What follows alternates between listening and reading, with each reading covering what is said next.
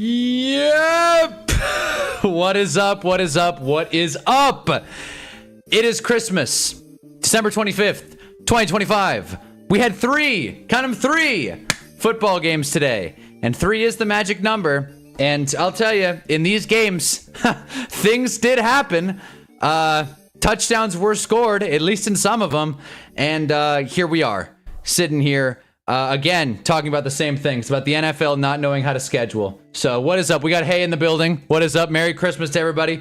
Mohammed is here. Let me figure out the chat. We got Micro here. Oh, my Lions. It's been a minute since Micro was here. I'm glad you picked tonight to join us, because we will discuss the Detroit Lions. Give me money for Christmas. If I had it, I would. Let me just find a way. Can the chat just work with me one time, please?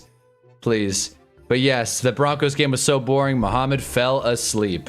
Don't know why the chat overlay is not working. Hopefully, OBS can get to it. Come on, but at the end of the day, we are here, and we're going to discuss all 3 games. So if you were snoozing, eating a Christmas ham, opening presents during these games, don't worry. So was I, but that's okay. That's all right. We're here to discuss, all right? The Commanders lost, and this chat is going to kill me. What is going on? There it is. The Lions game was sad, and it went away. Whatever. We'll figure this out. But yes, the Lions game was sad. The Commanders game was sad. And you know what? Broncos-Chiefs was sad. I don't want to be too negative. Today is a holiday. We should all rejoice. We should all be happy. My Christmas present, OKC lost at home. OKC lost? That's good at least.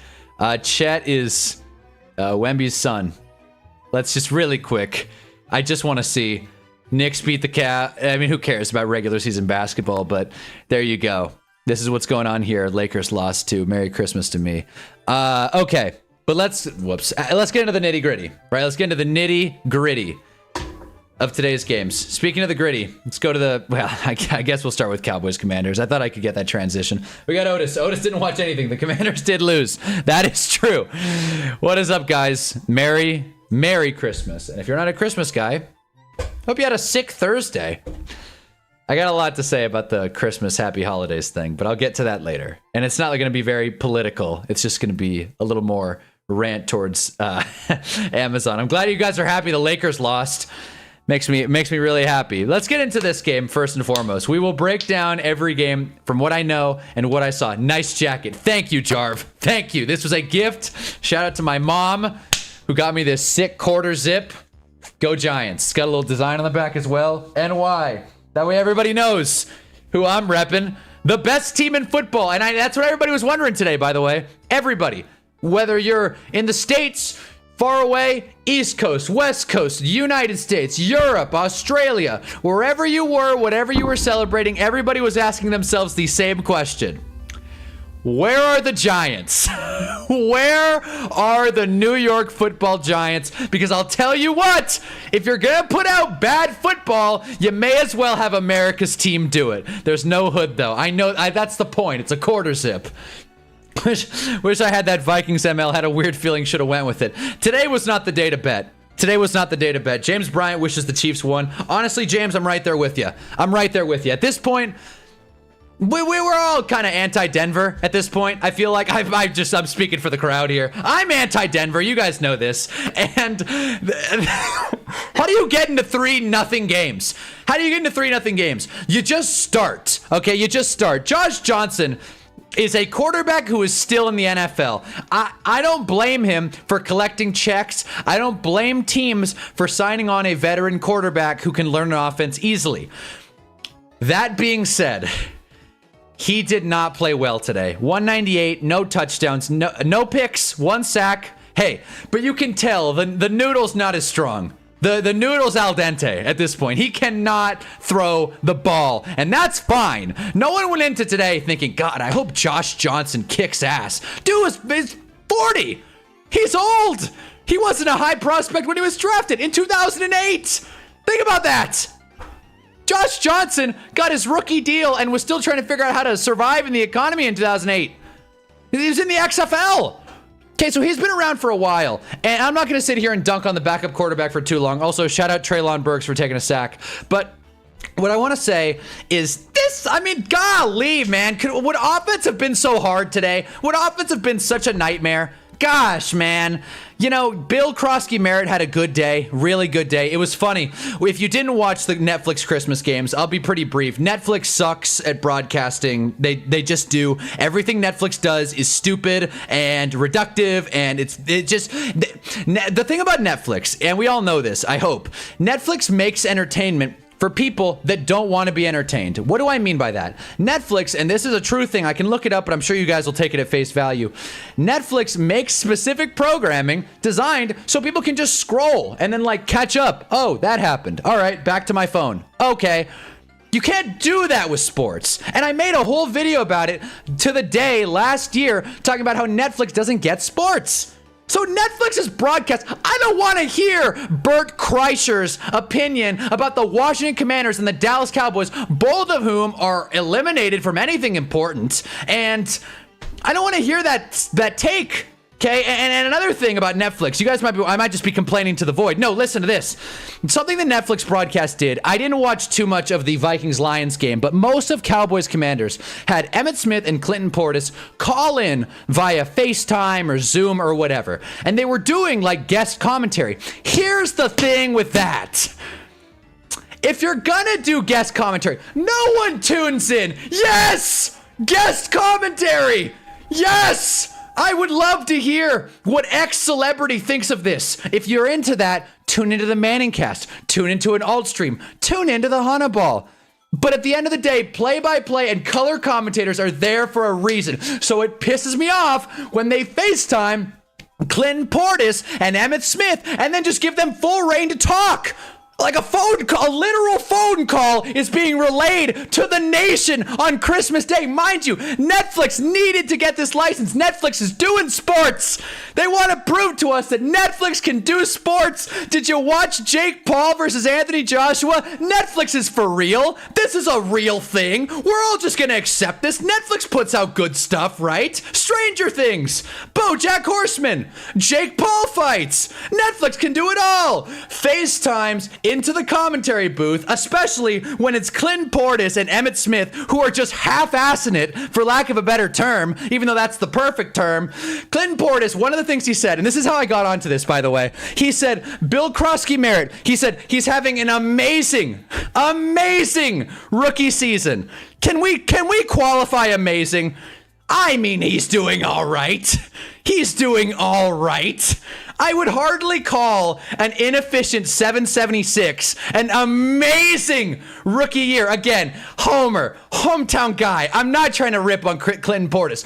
But the thing was that Netflix just gave him full reign. The other commentators, Ian Eagle, whoever else was on there, Bert Kreischer, they get cut off by the call. By the in-broadcast FaceTime call from Clinton Portis. So things are happening in the game, and Clinton Portis is talking about something completely unrelated because he is FaceTiming not the game, but the commentators in the booth. This may be a random rant. I don't want to be negative on Christmas, but if I have anything to say about today's games, it's that the NFL and all of its media distributors, aka Netflix and Prime, which we'll get into, dropped the ball. Ugh. Netflix has the ugliest score bug also. Thank you. Agreed. Netflix does have Stranger Things, and I'm sorry if I missed a ton of chats. I'm sorry. Secret Santa gift was a Giants Yeti. Let's go. I'm sorry. I'm not going to read everything, but all these games sucked. At least Vikings Broncos won, but holy hell, these games were annoying to watch. I like Netflix cast had people come in and talk as if this was preseason. Having Chris Carter, known JJM hater, calling for the Vikings was hilarious. Yeah. Shout out Barry Sanders, though. Yeah, look, this is nothing. Like, I'm not ripping on Clinton Portis. I thought it was funny. He said Bill Krosky-Merritt had an amazing rookie year, but I'm not ripping on Clinton Portis. He celebrated Christmas too today. Clinton Portis just got out of bed. He opened presents. He probably had breakfast and then hops on FaceTime to talk about the Commanders. And he talked about them. I don't want to be rude here. I don't know what Clinton Portis has been doing.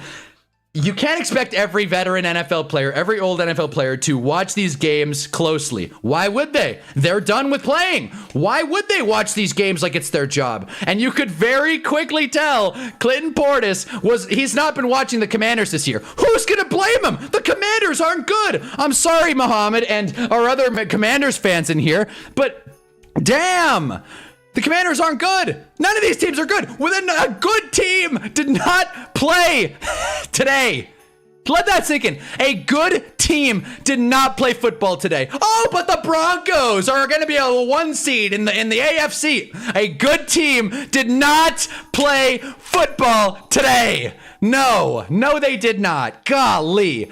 So if that sounds like me ranting because I don't know how to be analytical of this game, that's exactly what that is. But you know what? I'm just going to say, just spitball in here, that Netflix broadcasting Christmas games, look, I called it last year. Netflix doesn't understand sports. And I feel very vindicated in that. And I'm not happy about it. I'm not thrilled that we have to watch Netflix, because here's the thing, right? You could see Netflix's angle, right? They're alternative media. They're the ones that sent DVDs to your house. Okay, they're trying to take a different angle. They're trying to be different. And that's cool and all, but I don't know, man. You don't have to just have you don't have to have comedians on the pregame and halftime show.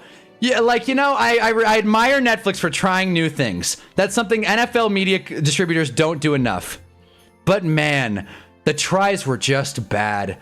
I don't know, man. Netflix's broadcast feels somewhere in between a regular NFL broadcast, say your NBC, Fox, CBS, leaving out Prime because we'll get to them in a second. But Netflix reads like your average broadcast. It's somewhere in the middle between your average broadcast and like the SpongeBob altcast. Somewhere in the middle of that. I'm not going to call it a Fox level broadcast or a CBS level broadcast. But you know, it's better than watching Patrick throw a pick six. So there's that. I'm sorry. I'm sorry. I gotta talk about Netflix. I'm sorry. Netflix is sick to Jake Paul boxing matches. Exactly. That's the only sport they understand. And even then, it's such a mess. Such a mess. The Jake Paul fight, all of them are just so poorly, haphazardly thrown together. They have Rosie Perez in the commentary booth. Rosie Perez just happens to know Mike Tyson. I'm getting completely off track here. Amazon Prime.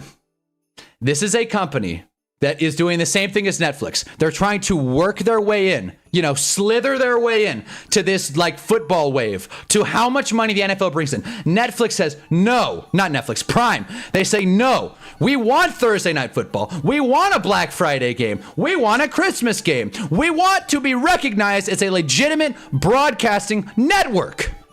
Just like NBC, Fox, CBS, ABC, TNT, whatever channel Hunnaball, whatever channel you want.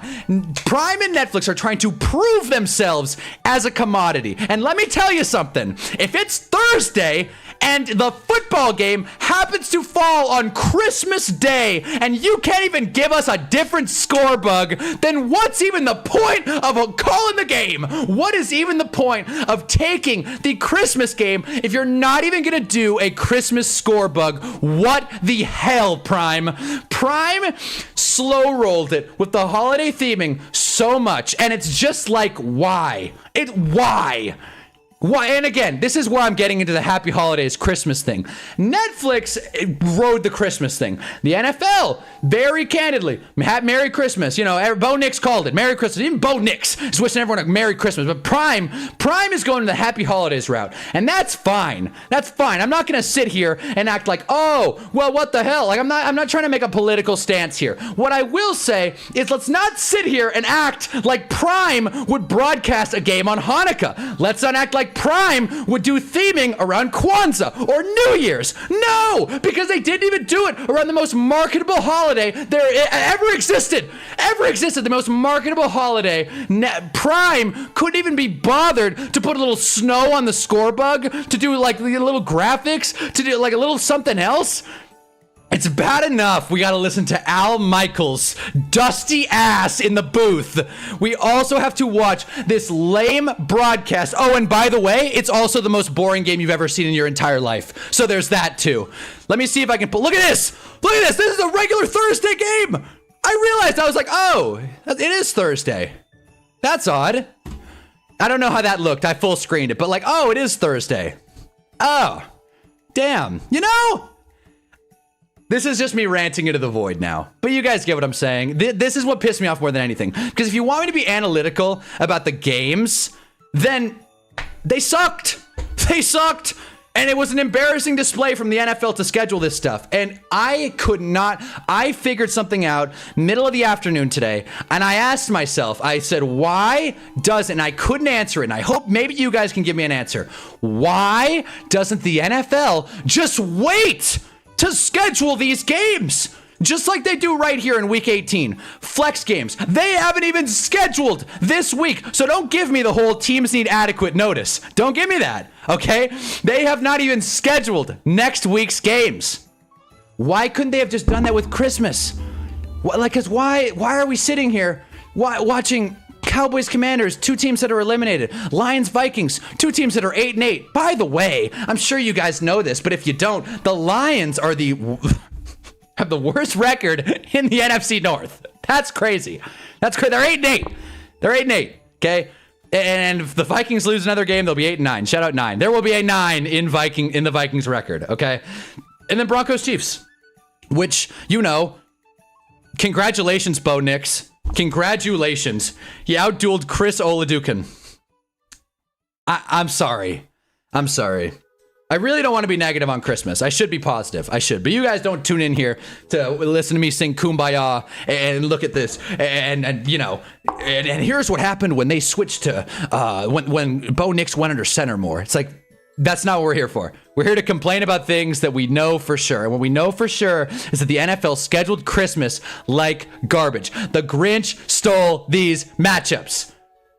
And it's great. And it's great. Someone asked me, they said, when does the NFL schedule these? Because like at the beginning of the season, these probably would have been great games. Yeah. But why are they scheduling the Christmas games at the beginning of the season? So all encompassing. And we'll talk about the games. And we got to do our picks for this week as well. Giants over the Raiders. But I'm sorry to just yell at you on Christmas. But what I will say is that those are my major notes from today as someone who couldn't focus too much on what was happening between the lines and on the X's and O's standpoint. From a broadcasting and scheduling perspective, Netflix, Prime, and the NFL, who we've been known to criticize when we get our chances, we never hold punches around here, they dropped the ball. They gave us a bad gift. And we had to sit here and act like we liked it. We had to sit here and watch Max Brosmer win a football game. We had to watch Josh Johnson, who's 39, go out there and throw 100 yards. But it's okay. We got to see Dak Prescott. Dak Prescott in full form, beating up on a bad team and padding his stats. Well done, Dak. I'm sorry. That we'll get into the games and I'm going to read some chats. Well, I'm not sorry. What the hell? I'm not sorry. You guys better agree with me. Up next on Hunnaball TV. Should you bandwagon to the Panthers? Should you? Should you bandwagon to the Panthers? I would have liked to see the Panthers today. I mean, again, we got better games on the Saturday after than we do on actual Christmas Day. What is December 20? I'm going to make sure that I'm not like missing something here. It is National Fruitcake Day. Snowflake. Okay, so this is not okay. Yeah, so there's nothing falling on December 27th. So empty holiday day, random Saturday has more playoff implications than the 3 games on Christmas Day. If you haven't seen my Netflix Doesn't Understand Sports video, I would check that out. It goes in a little more about the documentaries behind sports and all that, but that's my 20-minute spiel about how, you know, I like the hill though. Team coach rankings. Yeah. So, all right, let me catch up on the chat really quick. Let me catch up on the chat. I hate just not reading it. I really hate that. But I'm just gonna do like a spam scroll. Why did the Commanders play Sam Hartman? That's a great question. The Madden movie trailer does look good. I was happy about that. Just a pain in the ass. It's only available one day of the year. Netflix. That's another thing. My mom doesn't have well, she does. I didn't want to sign. This is how you know the games aren't worth it. When you don't even want to sign into Netflix when Lions Vikings is happening. I was just following it on my phone. don't even want to sign in. It's like, I gotta scan a QR code and then type in my password, and then, you know, it might not even work. What if I forget the password? I'm just gonna, and it's Lions Vikings. I'm just gonna skip this one. That's the mentality of what I hope was most consumers. And I can't wait for the NFL and Netflix to come out and be like, the most viewed Christmas game this year, or something, some stupid arbitrary stat. The most viewed sportscast in streaming history when you remove 8 other games. Lions are the new Cowboys goodness. Well, that's Netflix has Monday Night Raw. That is true. That is true. Vikings might actually use a first contract. Only thing that got me was commentator, the McCourty twin said he was eating fried chicken at halftime. Broncos almost lost to the Chiefs without Patrick Mahomes. We've been saying it. The Broncos are not that good. Clint Portis says he only reads books and doesn't watch any sports. Yeah, so why are we calling him? Can't we just trust that our commentators are good enough to just carry the game? Again, Netflix doesn't understand sports. Netflix thinks that people are just... This is how Netflix sees us, by the way. This is how Netflix sees us. Just really quick. Let me turn my brightness all the way up to really prove my point here. Sweating so much, my phone's damp. This is how Netflix sees us. Just... Haha.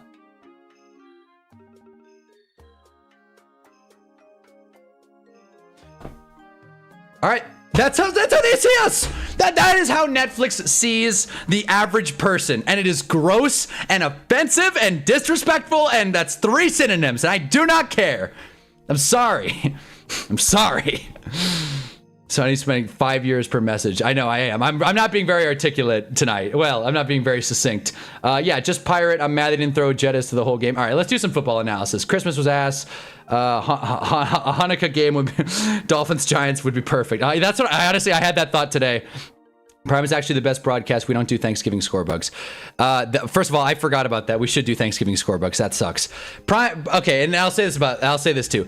We've been very pro Prime this year, especially when it comes to, well, not especially. We don't really talk about basketball, but NBA. We're giving the Prime credit for the NBA broadcast. They're better than ESPN, which again, that bar is criminally low.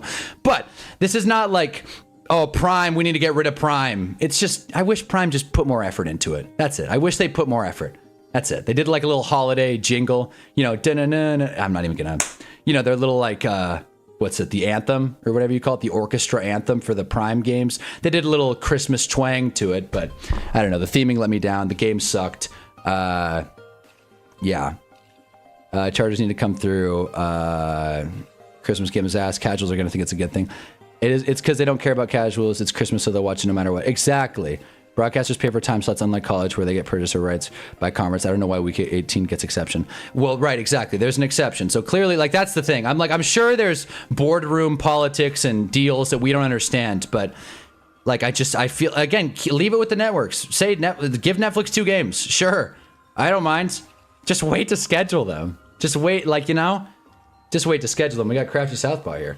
But yeah, anyone who pirates, shout out you. Sorry, I'm supposed to say ARG. Anyone who ARGs games. Rosemary did what Dart couldn't, win by handing the ball off the entire game. Also proved KOC doesn't learn.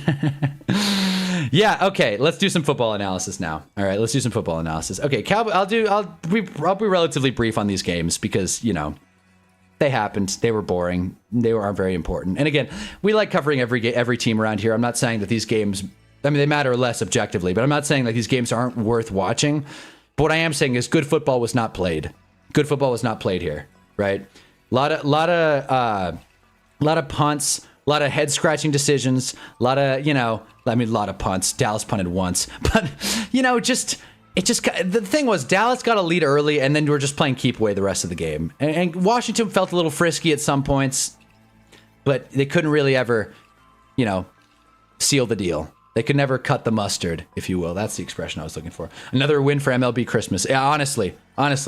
Speaking of NBA, I forgot to start Jalen Brunson fantasy basketball. He dropped 100 on the bench, and now I'm losing. That's fantasy basketball is it's a cruel mistress. I'll say that much. Fantasy basketball is tough to keep track of, especially on a holiday. But as is life, man. But I'm with you though, and I feel like the NBA also, You guys tell me, was basketball popping today? I didn't really watch, but was basketball like, I know Christmas NBA is like the thing, even though they got rid of the Christmas uniforms. If you can't tell, I like special stuff for holidays. I like, you know, the polish, the effort, Christmas uniforms. Like, I thought, listen, here's an example. You guys think all I do is complain? You think, you really? Is that what you got from me? Here's what I'll say.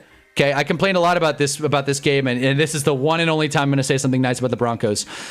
These Broncos helmets, I haven't seen them wear it. I haven't seen them wear them. They're white. They're matte white. They have like a blue navy little line down the top, and I thought it was cool. It felt like a Christmas edition helmet. Go Broncos. Good for them. That made me happy. It's the little things. It's the little things. If the NFL doesn't care, then how do they expect the fans to care? And again, no one's forcing these companies or these leagues to put these games on Christmas. How much football is too much football? Did we need 3 games today? Does the NFL need to dominate Thanksgiving and Christmas? Probably not. Probably could have lived without it. You know?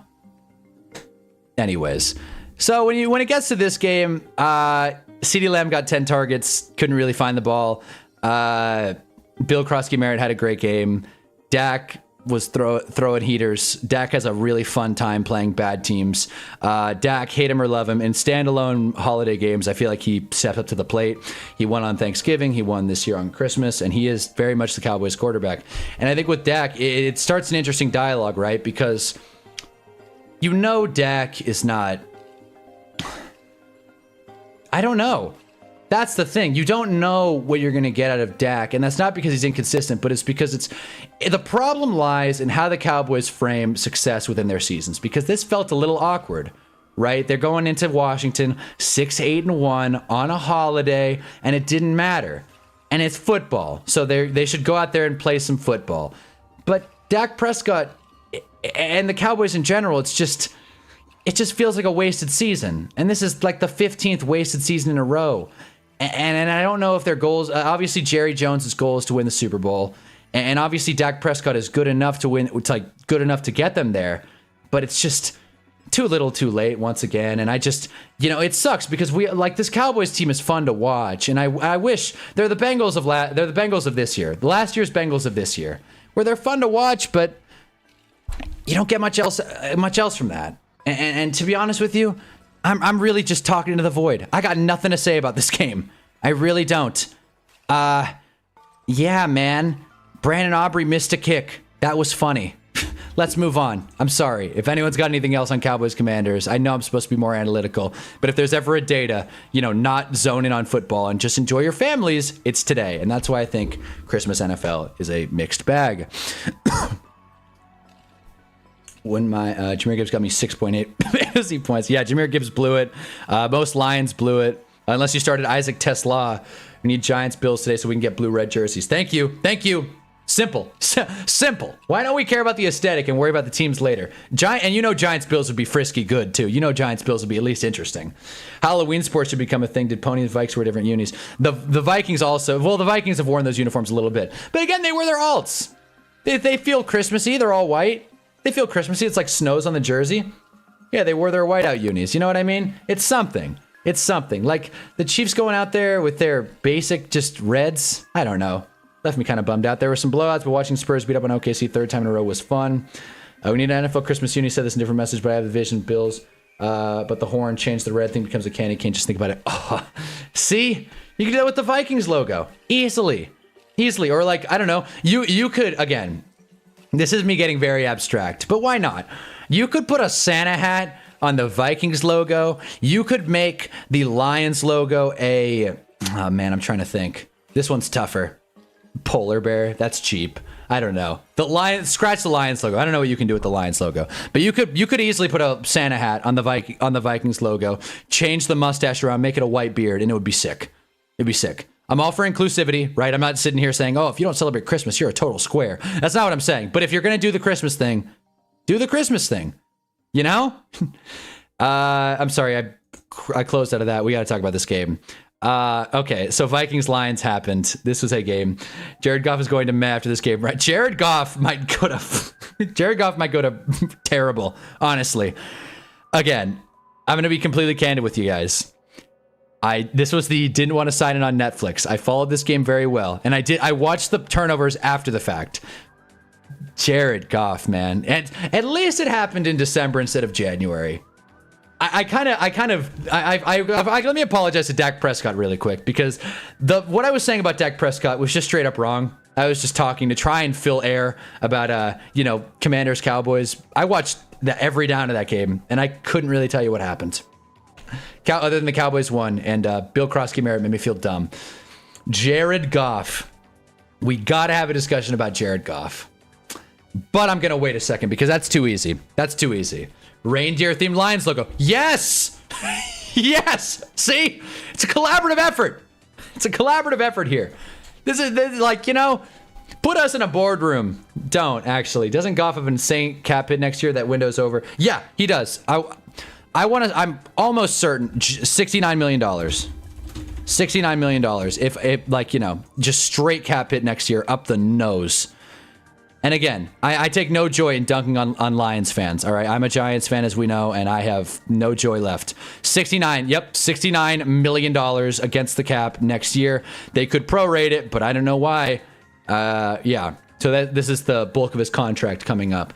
And again, if you're the Lions, obviously you don't trade Jared Goff. Obviously you don't don't trade Jared Goff as relative. What would be funny is if the Lions did kind of the Stafford thing, but reverse, where they upgraded QB and then sent Jared Goff. And Jared Goff, once again, is traded. Jared Goff and a pick is traded for an upgraded quarterback. That would be a very funny twist in the career trajectory of Jared Goff. Former, I want to say number 1 pick, maybe number 2.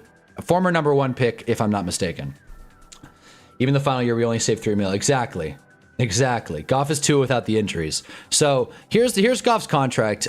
Okay, let's talk about Jared Goff. I wanted to wait, but we'll get to Max Brosmer and the greatest show on turf, Vikings offense over here. But so Jared Goff turned the ball over 5 times. A couple of them where you could tell the snaps got there early, a little shaky, but the 2 picks were not great. One of them, he was hit while he threw, but he was still in a double coverage. 2 picks were not great, 18 for 29, 197, sacked 5 times, couldn't get anything going on the ground, which kind of goes to show Jared Goff's limitations as a quarterback. Jared Goff needs everything to work. And it's funny because we all rip on Jalen Hurts, which is very fun, by the way. We all rip on Jalen Hurts around here, but Jared Goff's no different, except Jared Goff can't do a tush push. Jared Goff might have some slight tangible tweaks, but when you drill down to it, Jared Goff is a very system-dependent and roster-dependent quarterback. And what happens is, when the lights get bright and things aren't working out, particularly if Jared Goff is playing from behind, bad things happen. I want to say 3 of his turnovers were in the second half. I'm almost certain of that, actually. Yeah, interception, fumble. Yeah, fumble. 4 of them, actually. 4, maybe one of them was Jahmyr Gibbs, now that I mention it, but I think this one was Jahmyr Gibbs, right? Yeah, this was Jahmyr Gibbs, and then the first one in the first quarter was Jared Goff. So this isn't Jared Goff can't play after making a mistake. It's Jared Goff can't play from behind. So that's the big knock on him. And you can drill down whatever football X's and O's you want, but at the end of the day ends, and Jared Goff will never get you to a Super Bowl. So if you're the Lions, I wouldn't be mad at trying to trade him. Look, if Joe Burrow wants to change of scenery, trade Jared Goff and everything you can for Joe Burrow, and go do this thing. If you're going to pay Jared Goff $69 million, which is probably, if not, I know Deshaun Watson's getting 80, so we know he's not number 1, but I can only imagine cap hit quarterbacks. Let's go. I love this website. Shout out Spot Track. 2026. Look at this. Mahomes, Jackson, Prescott, Goff. And again, these guys can all, besides Jared Goff and Deshaun Watson most likely, all of these contracts can be prorated and just push back, right? They can kick some guaranteed money down the road. But because Jared Goff's contract is expiring, this is all cashing in right now. So and Joe Burrow is going to get 47. So you're going to get a $22 million discount for a better quarterback who wants to get out of Cincy. Could you imagine Joe Burrow in this offense? Be crazy. Because he has a bad QB. Goff is like a QB if you made him bad and close his eyes on every blitz, wake up Jared. That's another thing. Jared Goff can't respond to pressure. The Lions have one of the best offensive lines in football. And Jared Goff fumbled 3 times? Really? Like, They showed Jared Goff's bald spot on TV. He's getting old. He's getting old. Goff is just Dak if he actually made a Super Bowl. Yeah, pretty much. It's funny. Yeah, I'm like, sorry, Dak. Jared Goff's the one that can't win the big game, even though Jared Goff's the only one that's been in a Super Bowl. I forget that happened. You want to talk about a boring game, by the way. Rams-Pats. If it were up to the NFL, they would have put it on Christmas. If any other quarterback on our roster played instead of Brosmer, the score would have been much higher. For sure. For sure. You lose in a must-win game. You go into Minnesota, Max Brosmer, and you lose this game where Max Brosmer throws for 51 yards, 3 total net passing yards. And the Lions not only couldn't win, but they scored 1 touchdown to Isaac Tesla. Mr. Offensive Pass Interference, I've learned. Yeah, man. I don't know. Last year was probably the end of their Super Bowl window. Yeah, and guess who ended it? Jared Goff. Lions let Andrew Van Ginkel do whatever he wanted. He had a good game. Van Ginkel, did he force 2 fumbles? He had a sack and a half, and they're not telling me, but wait, actually, hold on. Where is it? It's right here. Wait. Oh, God, they don't do it. Of course, thanks a lot. I'm pretty sure he forced at least 1, maybe 2. But yeah. So now who will the Rams and Lions draft is the real question. Well, the Rams is a different case. You might have meant Vikings, and I mean, if it's Vikings, you have no idea. Honestly, I have no clue. Maybe, gosh, I feel like you can't go wrong with upgrading that interior offensive line. Just building that offensive line depth. I feel like one of the big knocks on the Vikings this year was their O-line was beat up all year. So I feel like you shore it up with some big boys up front, some hog mollies, and you'll be in good shape. Lions are bums. Not gonna lie, I'm happy to see the Detroit downfall. Their fans was acting like there was a dynasty in the making. They're fun. Sonic and Knuckles, they're fun. They also had Sonic and Knuckles had 66 yards on 27 carries, by the way. So that's not great. Another thing about Jared Goff, we all know this. Jared Goff is one of the slowest quarterbacks in the NFL. That doesn't mean he can't be good, but it doesn't help. Because again, if he doesn't have protection and doesn't have an open receiver, it's not getting there. It's not getting there. So let me say this also. Drop a like if you haven't already, and thank you for tuning in instead of watching Stranger Things. I wanted to get that out. Appreciate you guys. And I already said this, but Merry Christmas, Merry Christmas. I'm happy you guys are here. It's been a hell of a year. And the best gift I could have gotten was, this live stream. So, just to get all sappy for a second from out of nowhere.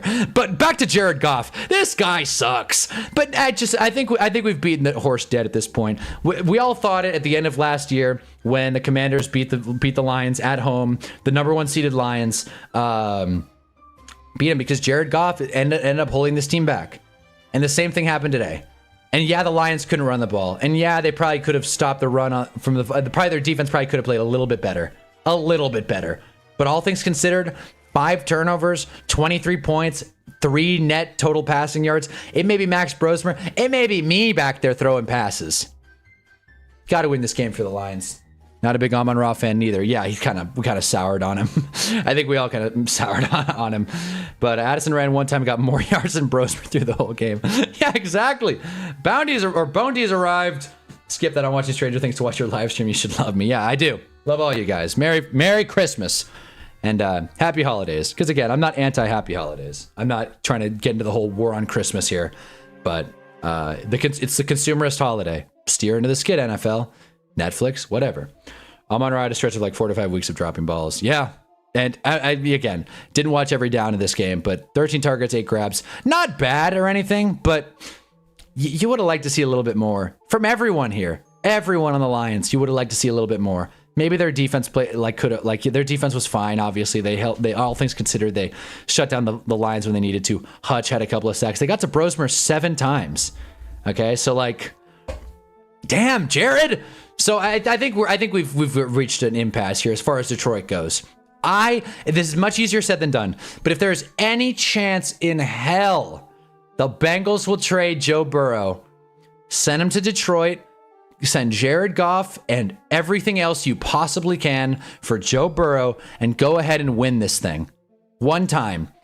Look, being a Lions fan sucks. Let's be honest. Being a Lions fan, you can convince yourself however way you want to slice it. Being a Lions fan is, I'd argue, not argue, this is almost objective.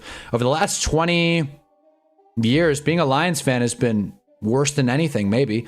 And definitely worse than being a Giants fan. Lions were the first team to ever go winless. The Lions had Barry Sanders, and I maybe won 1 playoff game, if that. Maybe didn't win a playoff game. So yeah, one of the greatest players in history. Maybe one playoff game max. So look, being a Detroit Lions fan sucks. Micro Mike Cho knows what I'm talking about. So I feel like just go for the Super Bowl, man. Just go, like, again, I don't want to sound like Stephen A and be like, if they don't win the Super Bowl, what's the point? But out of every team in the NFL, Detroit has gotten their teeth kicked in every chance they get. One Super Bowl, just one, would change the city and the narrative around the franchise. It would be one of the biggest championship wins. It would be maybe not Chicago Cubs like level, but right below. Just one. Forget about everything else. If it doesn't work, it doesn't work. But I could be wrong here. I don't think Lions fans care about making the wild card at this point. I don't think it matters. Because at the end of the day, you can't shake that Lions stink, you know what I mean? You just can't shake it. Look, I'm a Giants fan. The Giants have won both Super Bowls, or recent Super Bowls, with 9-7 records. Doesn't have to be perfect. Just one. That's all I'm saying. But to the Vikings, Max Brosmer is a quarterback who can throw a football forward. That is my analysis of him. Max Brosmer, man, he looks hilarious in a helmet and pads. He's one of the funnier looking on-field quarterbacks I've seen in my life. And you know, he did what he needed to do today. And by that, I mean, he did not turn the ball over. So drop a like if you haven't already for Max Brosmer. Let's go. 51 yards passing, 3 total net yards. The Vikings were able to run the ball relatively well. Stats aren't jumping off the page, but obviously Addison's going to skew the average. But it felt like every time Aaron Jones got the ball, he was running hard, running strong. I'm assuming Jordan Mason was out because he didn't play, didn't take a snap, so I'm assuming he was injured. Definitely probably was. I just haven't been following the Vikings too closely. But it felt like HA ran really well. Justin Jefferson had 30 yards. That's hilarious. Again, because they couldn't complete passes. And this was just the Vikings defense just straight up won them this game. Straight up. They got to Jared Goff 5 times. They forced 5 turnovers. First shout out 5, by the way. It's the American Dragon Sons here. Montgomery was liking IG comments about him not getting enough carries or appreciation over Gibbs. Yeah, and Montgomery also, I mean, he looks pretty slow out there. Looks pretty slow out there. Max did the Kenny Pickett. Did you see? The Kenny Pickett. What did he? What is the Kenny Pickett? I'd love to. Can you qualify what the Kenny Pickett is? Put Kyle Pitts in elite. I should get Kyle Pitts in the hill. Mason was out hurt. Half our O-line was hurt anyway. Yeah, exactly. And he found a way to win in a meaningless game on Christmas Day. Vikings fans found a way to win. And you can play the whole draft thing if you want. Oh, worst draft pick, whatever. This is a must-win game for Detroit, and this is something that's going to sting through the whole offseason. It really is. And if you're the Lions and you run this back, I'm sorry, I don't have too much to say about the Vikings. Their defense played well. Van Ginkel is a stud. And, Max Brosmer is not the answer. I guess our loose opinion on Max Brosmer being the next Brock Purdy kind of went out the window. But at least he didn't throw 4 picks today. Max Brosmer entered the day with 4 picks on the season. He left the day with 4 picks on the season, so that's nice. Imagine if the Vikings had a real franchise quarterback. Imagine if the Vikings traded for Joe Burrow. You put Joe Burrow on either of these teams, and it would have been a 50-0 ass whooping. Raiders offered Stafford $150 million. He said he was good. That's it. I forgot. The Raiders have also been through it a lot, but the Raiders have won before. I feel like a lot of the teams that haven't won a Super Bowl yet are relatively new, of course, with a few exceptions. But the Lions, man, the Lions have been around forever. And have they been to an NFC Championship game? I don't think so. I'm almost certain they haven't. Just one, Detroit. And the Lions are eliminated, by the way, 5-hour energy. I'm sorry. I'm missing a lot. Browns or Jets would be bigger. That's true. Browns and Jets are probably bigger. Yeah, you're right. I just mean, when it comes to Lions, Calvin Johnson, Barry Sanders, just, it's always felt close, but never even nearly close enough. You know what I mean? Let's make the playoffs and then lose in the wild card once every 5 years. That was Detroit for a really long time. Don't understand not running the ball more this season when our backs are better than Goff. Yeah, seriously. If you flip the game scripts, Lions when the Lions win when they can run. That's how they beat the Giants. Okay, they beat the Giants because Jahmyr Gibbs scored 50 or 60 fantasy points. And again, go us. Worst run defense ever. But the fact that Jared Goff needs to take a backseat to the run game in order to win is just ridiculous to me. Remember when Stafford rejected the Giants in free agency back in March? Imagine what would have happened if he would have signed with the Giants. He probably wouldn't be in the MVP conversation. Thanks for that, Madden Goat. I mean, I agree. Yeah, I agree. Yeah, that would have been nutty. That would have been nutty. I agree, though. Mason was out hurt. Imagine if the Vikes had a real quarterback. The ball through him. The ball through him, I guess. Oh, the ball fell out of his hand. Oh, I see. The ball fell out of his hand when he was trying to throw. Oh, I thought that was the Russ Wilson. The ball through him. He put too much heat on it. All right, now I get it. I didn't see that. I'll check that out, actually. Let me pull that clip up really quick. Also, I'm sure Jared Goff is getting just destroyed right now. No, hold on. Let me bookmark this. All right. Jared Goff. I haven't been on Twitter in a minute because I deleted the app. If you're trying to improve your mental, get off Twitter. Wait. Golly, hold on. I searched Max Brosmer. I gotta be more specific. Like, look at this guy. Like, hold on. Like, look at this dude, man. Like, this is just not an NFL quarterback. I just refuse to believe. He just doesn't look like an NFL quarterback, man. Oh, man. I just... Oh, all right, back to it. I'm going to try and find this clip really quick. If I can't find it soon, then we'll call it. There it is. There it is. I did not see this. That's crazy. Incredible fake. The Statue of Liberty. Thanks, Brosmer. Go Vikes. Got it. Lions did make the NFC Championship game against the Niners in 2024. You're right. They did. That was just that was 2 years ago. You're right. Damn, they should have won that game too. That felt like such a Cinderella magical run. That felt like the Lions' big chance, and they couldn't do it. Such a shame. Thanks a lot, Jared. You're so right, though, Madden Goat. Haven't been on Twitter since 2018. My life has been so much better. Madden generated player. Yeah, Madden generated player. Exactly. Yeah, I completely agree with you there, John. Getting off Twitter is just such a great thing. Dallas Turner showing a lot of promise, which is great because the Vikings fans thought he was a bust after 1 year sitting behind Gink and Grenard. Yeah, Dallas Turner. Hopefully I mean, clearly, if he's showing a lot of promise, that's great. Let's look at his stats. That's actually a good point. I've kind of been invested in Dallas Turner's development. Yeah, half sack, TFL, a couple others. Yeah, how's he doing over the year? 6 sacks, 3 forced fumbles, you know, definitely a step up, obviously. Doubling his sack total, yeah. Dallas Turner, yeah. Edge rushers take time. It's taken Abdul Carter a minute as well.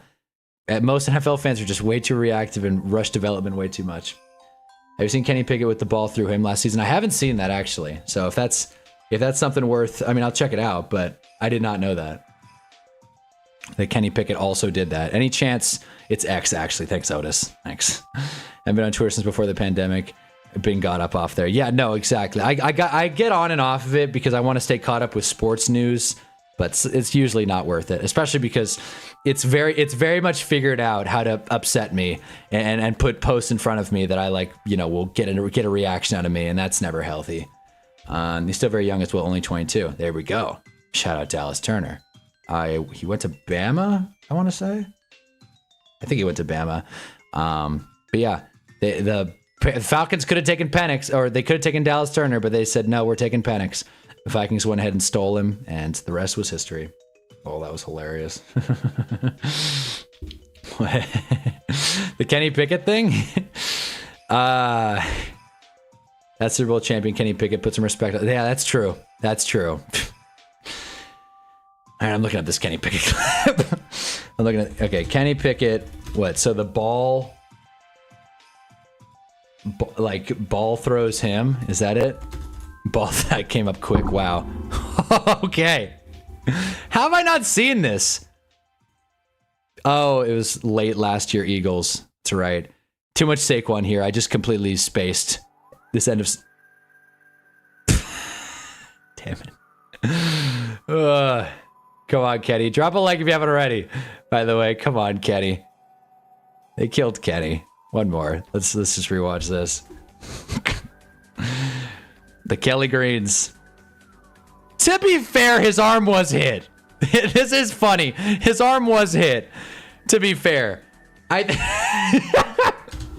I think what Russ did was worse, throwing it backwards against Dallas in overtime, but I'll take it. That's funny still.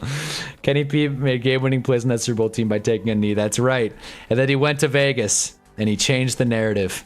He became a star. Imagine. Okay. So that's more or less Lions-Vikings. That's more or less what I have to say on that. Again, I'm sorry that my analysis is a little too reductive here. We'll go a little more in depth here with our Broncos-Chiefs study. I go to the same barbershop as Super Bowl champion. Look up Ryan Perlew as a Super Bowl champion. Is that the champion or is that the barber? Let's Google this really quick. Again, I don't want to be the guy who's like, oh, someone tells me to Google something, I'm going to check it out immediately. But Ryan Perlew. Oh! Former Giant as well. Go Giants. Hey, there it is. LSU man. Matt B. Gray made a video about him. No way. Wow. And he won a Super Bowl. Another random Super Bowl winner that crosses my mind, and someone that I kind of want to make a video about is Derek Carr. Not Derek, I'm sorry, David Carr. David Carr, former #1 overall pick in 2002. David Carr, current NFL Network analyst. David Carr, former Super Bowl champion with the New York Giants. David Carr. Yeah, I want to make a video about just the car. Tell me if you guys think this idea is stupid or not. And by the way, video's coming out not this Monday, but the following. It's gonna be sick. It's gonna be a long one, very long one. I'm excited to release it. It's just gonna be a ton of work. What do you guys think of this video idea of Cars? Like as the thumbnail, you know, like the movie Cars, but all the cars. Because did you know Derek Carr's dad was a NFL wide receiver who played in the 60s and made 1 Pro Bowl? I didn't know that. Then you have David Carr, who was the #1 overall pick who went to Houston. Was his development hindered by a bad Houston Texans expansion team? Probably. Would he have been a successful quarterback anywhere else? Probably not. And then you have Derek Carr, who's a beast. We all love Derek Carr. Please make a Derek Carr video. Yeah.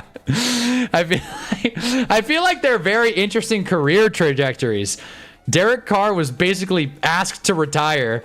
Their dad played, and David Carr is just an interesting story, an interesting guy. Must be good, man. Made some mistakes in college, got kicked out of LSU, was a 5-star prospect out of my high school. Damn. Man. 5-star at LSU, got kicked out. That blows. That blows, man. But at least he got to the league. He got to the league. That's something. Make a Chris O video. Yeah, so let's talk about Chris O, okay? Let's talk about the Broncos and the Chiefs here. Okay, couple things. Bo Nix, we have taken our swings. We have not pulled a single punch when it comes to Bo Nix this year. In fact, my mom asked me, my mom will tune into these streams every now and again, and she was like, hey, you don't like Denver, right? That's the team you don't like. And she was like, what other teams don't you like? And I kind of just sat there like, yeah, well, you know, I'm supposed to not like Dallas, but they're kind of fun to watch. And I'm supposed to not like Philly, but they're kind of giving me all the fuel I need. I think Philly doesn't like Philly most of the time. And believe me, I still don't care for the Eagles. But if I had to rank my least favorite teams, it'd be a short list, but Denver might be one. I cannot stand watching the Denver Broncos play football. And it's so funny because the narrative around Bo Nix is that he plays out of structure so well and that Sean Payton just gives him the reins. Here's the thing about Bo Nix. If the receiver's not wide open, the ball's not getting there. The ball's not getting there. Bo Nix is not a great tight window thrower. He is sneaky athletic, 9 carries, 42 yards and a touchdown. He's athletic for a quarterback. But when it comes to real true blue quarterbacking, Bo Nix leaves so much on the table in my opinion. And 182, a touchdown, a pick, and the pick was a tip, by the way, so do with that what you will. It was kind of a freak play. I wouldn't put too much of it on Bo Nix. But once again, Bo Nix, receivers covered, ball's not getting there. Denver's so overrated, actually a bum. I love when you guys agree with me about Bo Nix. I'm so glad every time a Broncos fan gets in here and starts talking about how awesome Bo Nix is. That makes me more mad than anything. I've been posting on the internet for a while. I've hate comments, you're dumb, stupid mustache, all that. Nothing pisses me off more than Broncos fans saying this is a good team.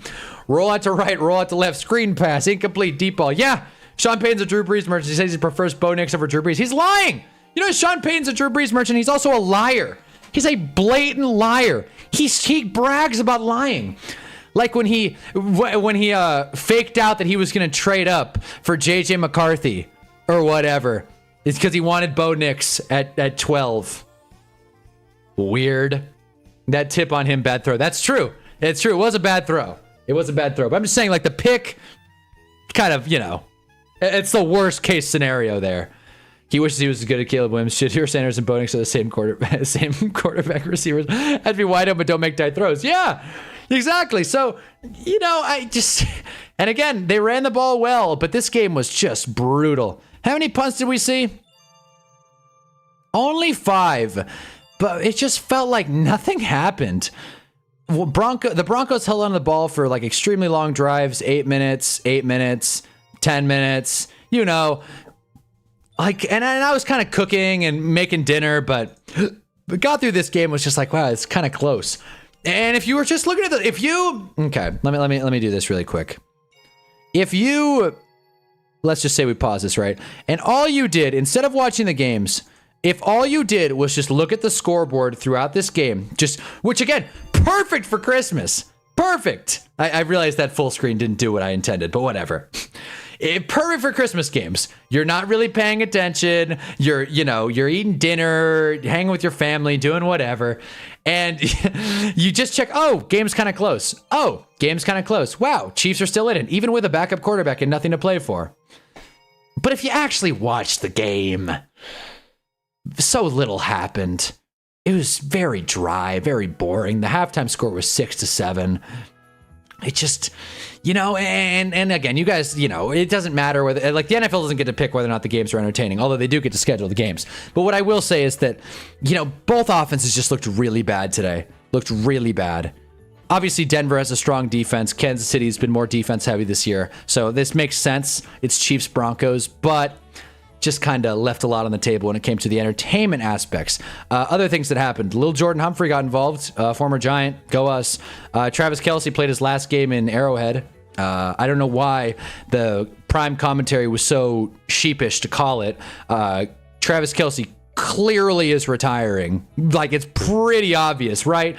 We can all agree. Travis Kelce's for sure retiring. And I can't blame him.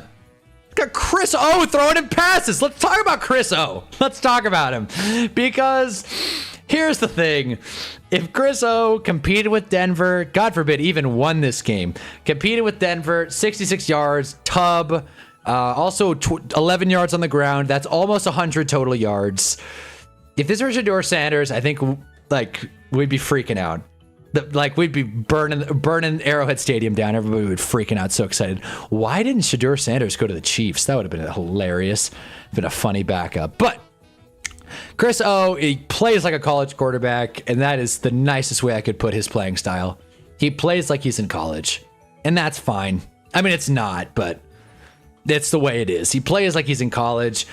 Clearly the game's too fast for him. And, like, again, I don't think anyone was going into this thinking Chris O out of South Dakota State, the 28-year-old man, is going to be just beasting and feasting in this one. Of course, he was drafted by the Steelers, but just, he didn't throw the ball well. And that's what I mean. When you have Bo Nix, who we've established is not that good, who, again, has to, like, who plays out of structure. But if the guy's not wide open, there's no point. You have Chris O, who can barely, anytime he completed a pass was like, wow, whoa, dude, okay, nice pass. Every time, each of his 13 completions were like, whoa. You got Jared Goff, who was probably, honestly, the worst that's not even a hot take. Jared Goff, who was the worst quarterback that played today. You have Dak, who's fine, but he's only good against bad teams. And, well, that's rude. Sorry, Dak. But you know what I mean. It's Washington. Let's not get crazy. Josh Johnson is more washed up than a beached whale.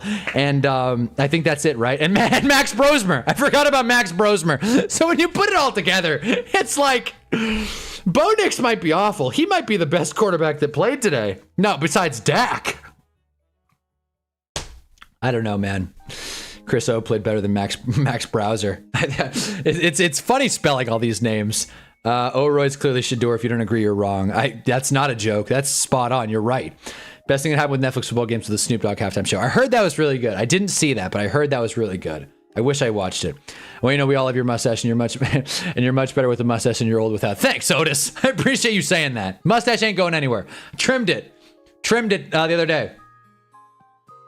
That's the one thing, though. Nothing like eating, and then you just get like a red Anyways, but basically, what I'm getting at is the quarterbacks were awful today. The games were a total snooze, and we're an hour. I can't believe I got an hour out of these games.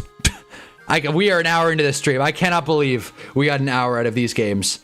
Granted, most of it was me ranting about nothing, but still, wow. Okay, Cortland Sutton, 10 targets, 4 grabs. That's great. Yeah. Again, we'll be more again. I don't blame anybody, myself included, for not locking in on these games. Okay. Very low stakes. None of them had playoff implications besides the Detroit game, which, you know, not exactly a nail biter in that one. So in general, 3 games were played. I'm glad we had sports on Christmas, I guess. I don't think we needed it, but here we are. We're sitting here again talking about the same things, about the NFL not knowing how to schedule properly. You're telling me Desmond Ridder, Heineke's not better than Brosmer, Chris O, or Josh Johnson? That's a good question. That's a good question. And I think you're right. I think it's more so about learning the offense. He knows the offense, and clearly he knows how to throw in it. He knows how to play well within the offense. Yeah, I guess who cares if he knows the offense if he's going to throw for 60 yards? But again, he's a third string quarterback, and honestly, that touchdown throw was insane. He was able to throw a touchdown was insane. Yes, that was mostly Brashard Smith who was doing the heavy lifting on that one. What I will say, there was one pass in the fourth quarter. I couldn't tell you the situation other than it being third down. Chris rolls out. Let me see if I can pull. I'm not going to pull it up. He rolls out.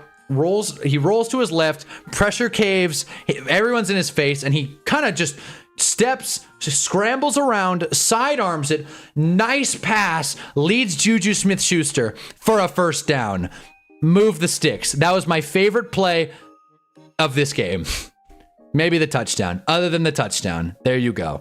So congratulations, Broncos. You beat Chris O on Christmas Day. You looked awful. And for the second week in a row, Denver has looked like a complete sleazebag team. They got stomped by the Jags. They squeaked by the Chiefs. And they beat up on the Raiders, Manders, Raiders again, Giants. Forgot about this game. I forgot about this game for 1 second. Yeah, Bo Nix. There he is. Bo Nix is about to plant one on Will Lutz. Anyway, Heineke's 33 and has been on multiple teams. He should be able to pick up a playbook. I agree. Maybe it's relationships. Maybe it's contracts. Maybe it's that these management and coaches don't care. Honestly, you're going to put out number 19 Chris O today. Just don't care. That's fine. Chiefs need some real big-bodied receivers and actual run game as well as a pass rush. So Chris Jones relying. Yeah, relying on your veteran defensive tackle who's got 1 foot out the door is kind of a crazy defensive plan. But they've been doing pretty well, all things considered. The Chiefs' defense has been solid throughout the year. I do agree, though. Some pass rushers and just some bona fide weapons would do the Chiefs a lot of good. And there was a moment tonight where I saw Kareem Hunt run the ball. He went into traffic, didn't go very far. Clearly they abandoned the run, by the way, which was a weird call. I don't know why they threw 22 passes, but Kareem Hunt took a run. And another thing, by the way, I forgot to mention this. I'm scrambling here, but this is important to mention. The Chiefs' offensive line was beat to all hell today. They were so injured. They had a ton of backups. So take that with what you will. There was a moment, though, where Kareem Hunt got stood up in the backfield. And I just kind of sat there with my hands on my hips thinking, man, this Chiefs offense might be one of the worst personnel groups I've seen in my entire life. There's a meme going on around Instagram and Twitter, or maybe at least it was making its rounds, about how the Eagles post LaShawn McCoy trade were like the worst offense you've ever seen. There's S&F intros. It's like Ryan Matthews, DeMarco Murray, Jordan Matthews, Riley Cooper, who was kind of sick, by the way, and a bunch of dudes. And it was just who assembled this team. That's how I felt looking at the Chiefs today. I'm like, God, Kareem Hunt and Travis Kelce and Juju Smith-Schuster are their top offensive weapons in the big 2025. Shout out to Rashee Rice, by the way, for going on IR with a concussion. Whatever. I didn't need Rashee Rice for my fantasy championship. Who cares? I'll start Michael Carter. Just wanted to say that the Chiefs personnel group, especially on offense, is just brutal, and they need to make changes. And I think they know they need to make changes. But sitting steady and relying on Pat, who's again gonna have, they said it, gonna have to work his ass off to get ready for week 1. It's just not a reliable strategy. And the Chiefs, the soon-to-be Kansas Chiefs, are kind of letting us all down. Eagles were never bad. How dare you? Oh, believe me, the Eagles have been bad. Did you watch the Chargers game? But you know what I mean. The Riley Cooper, like DeMarco Murray, Sam Bradford, Brent Selleck, who was also pretty good, Jordan Matthews and company. Jason Kelsey had long hair. It was just not a good look. Better play calling, new offensive scheme for Manny Reid. Matt Nagy needs to be gone. Woo. That probably won't happen, but I don't... Look, any chance we get to rip on Matt Nagy, I'll take it. I'll take that lottery ticket and cash it. Okay. But I think we've covered what we need to within these games, I think. And to be honest with you, we're going to talk about these games and we're never going to look back. Yeah, as you can... Kelsey walks off field after Chiefs' final home game of the season. He's retiring. Like, again, obviously everyone's going to walk off the field, but, like, he's retiring. It's pretty obvious. Okay. We got games in 2 days as well. We got Texans, Chargers, Ravens, Packers. You know where we'll be. I bet you NFL Network's going to do it up too. Mahomes having the same amount of rushing yards as Pacheco is actually sad. That is crazy. That is crazy. I did not know that. That's nuts. I've been saying that the Chiefs need a new general manager. He hasn't drafted a good receiver. Well, Rashee Rice is pretty good. But I get you. They need more. Sky Moore. That's who they need. They should draft Sky Moore. They did. Hasn't put the right pieces around Mahomes. Exactly. What are your picks for this week? Let's do it. All right. Bow. Welcome to... Well, hold on. Got a little too excited there.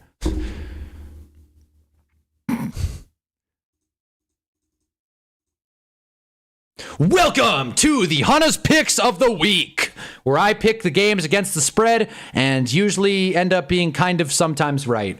I think if I haven't been keeping track of my picks this year, but considering we're on an absolute heater and the last couple of weeks we've only missed about 3 to 4 a week, goes to show that I think more likely than not, I think we have a winning record on the season. I could be wrong on that. I think we do, especially considering I've been picking giant spread for every single week, and that's never a good idea.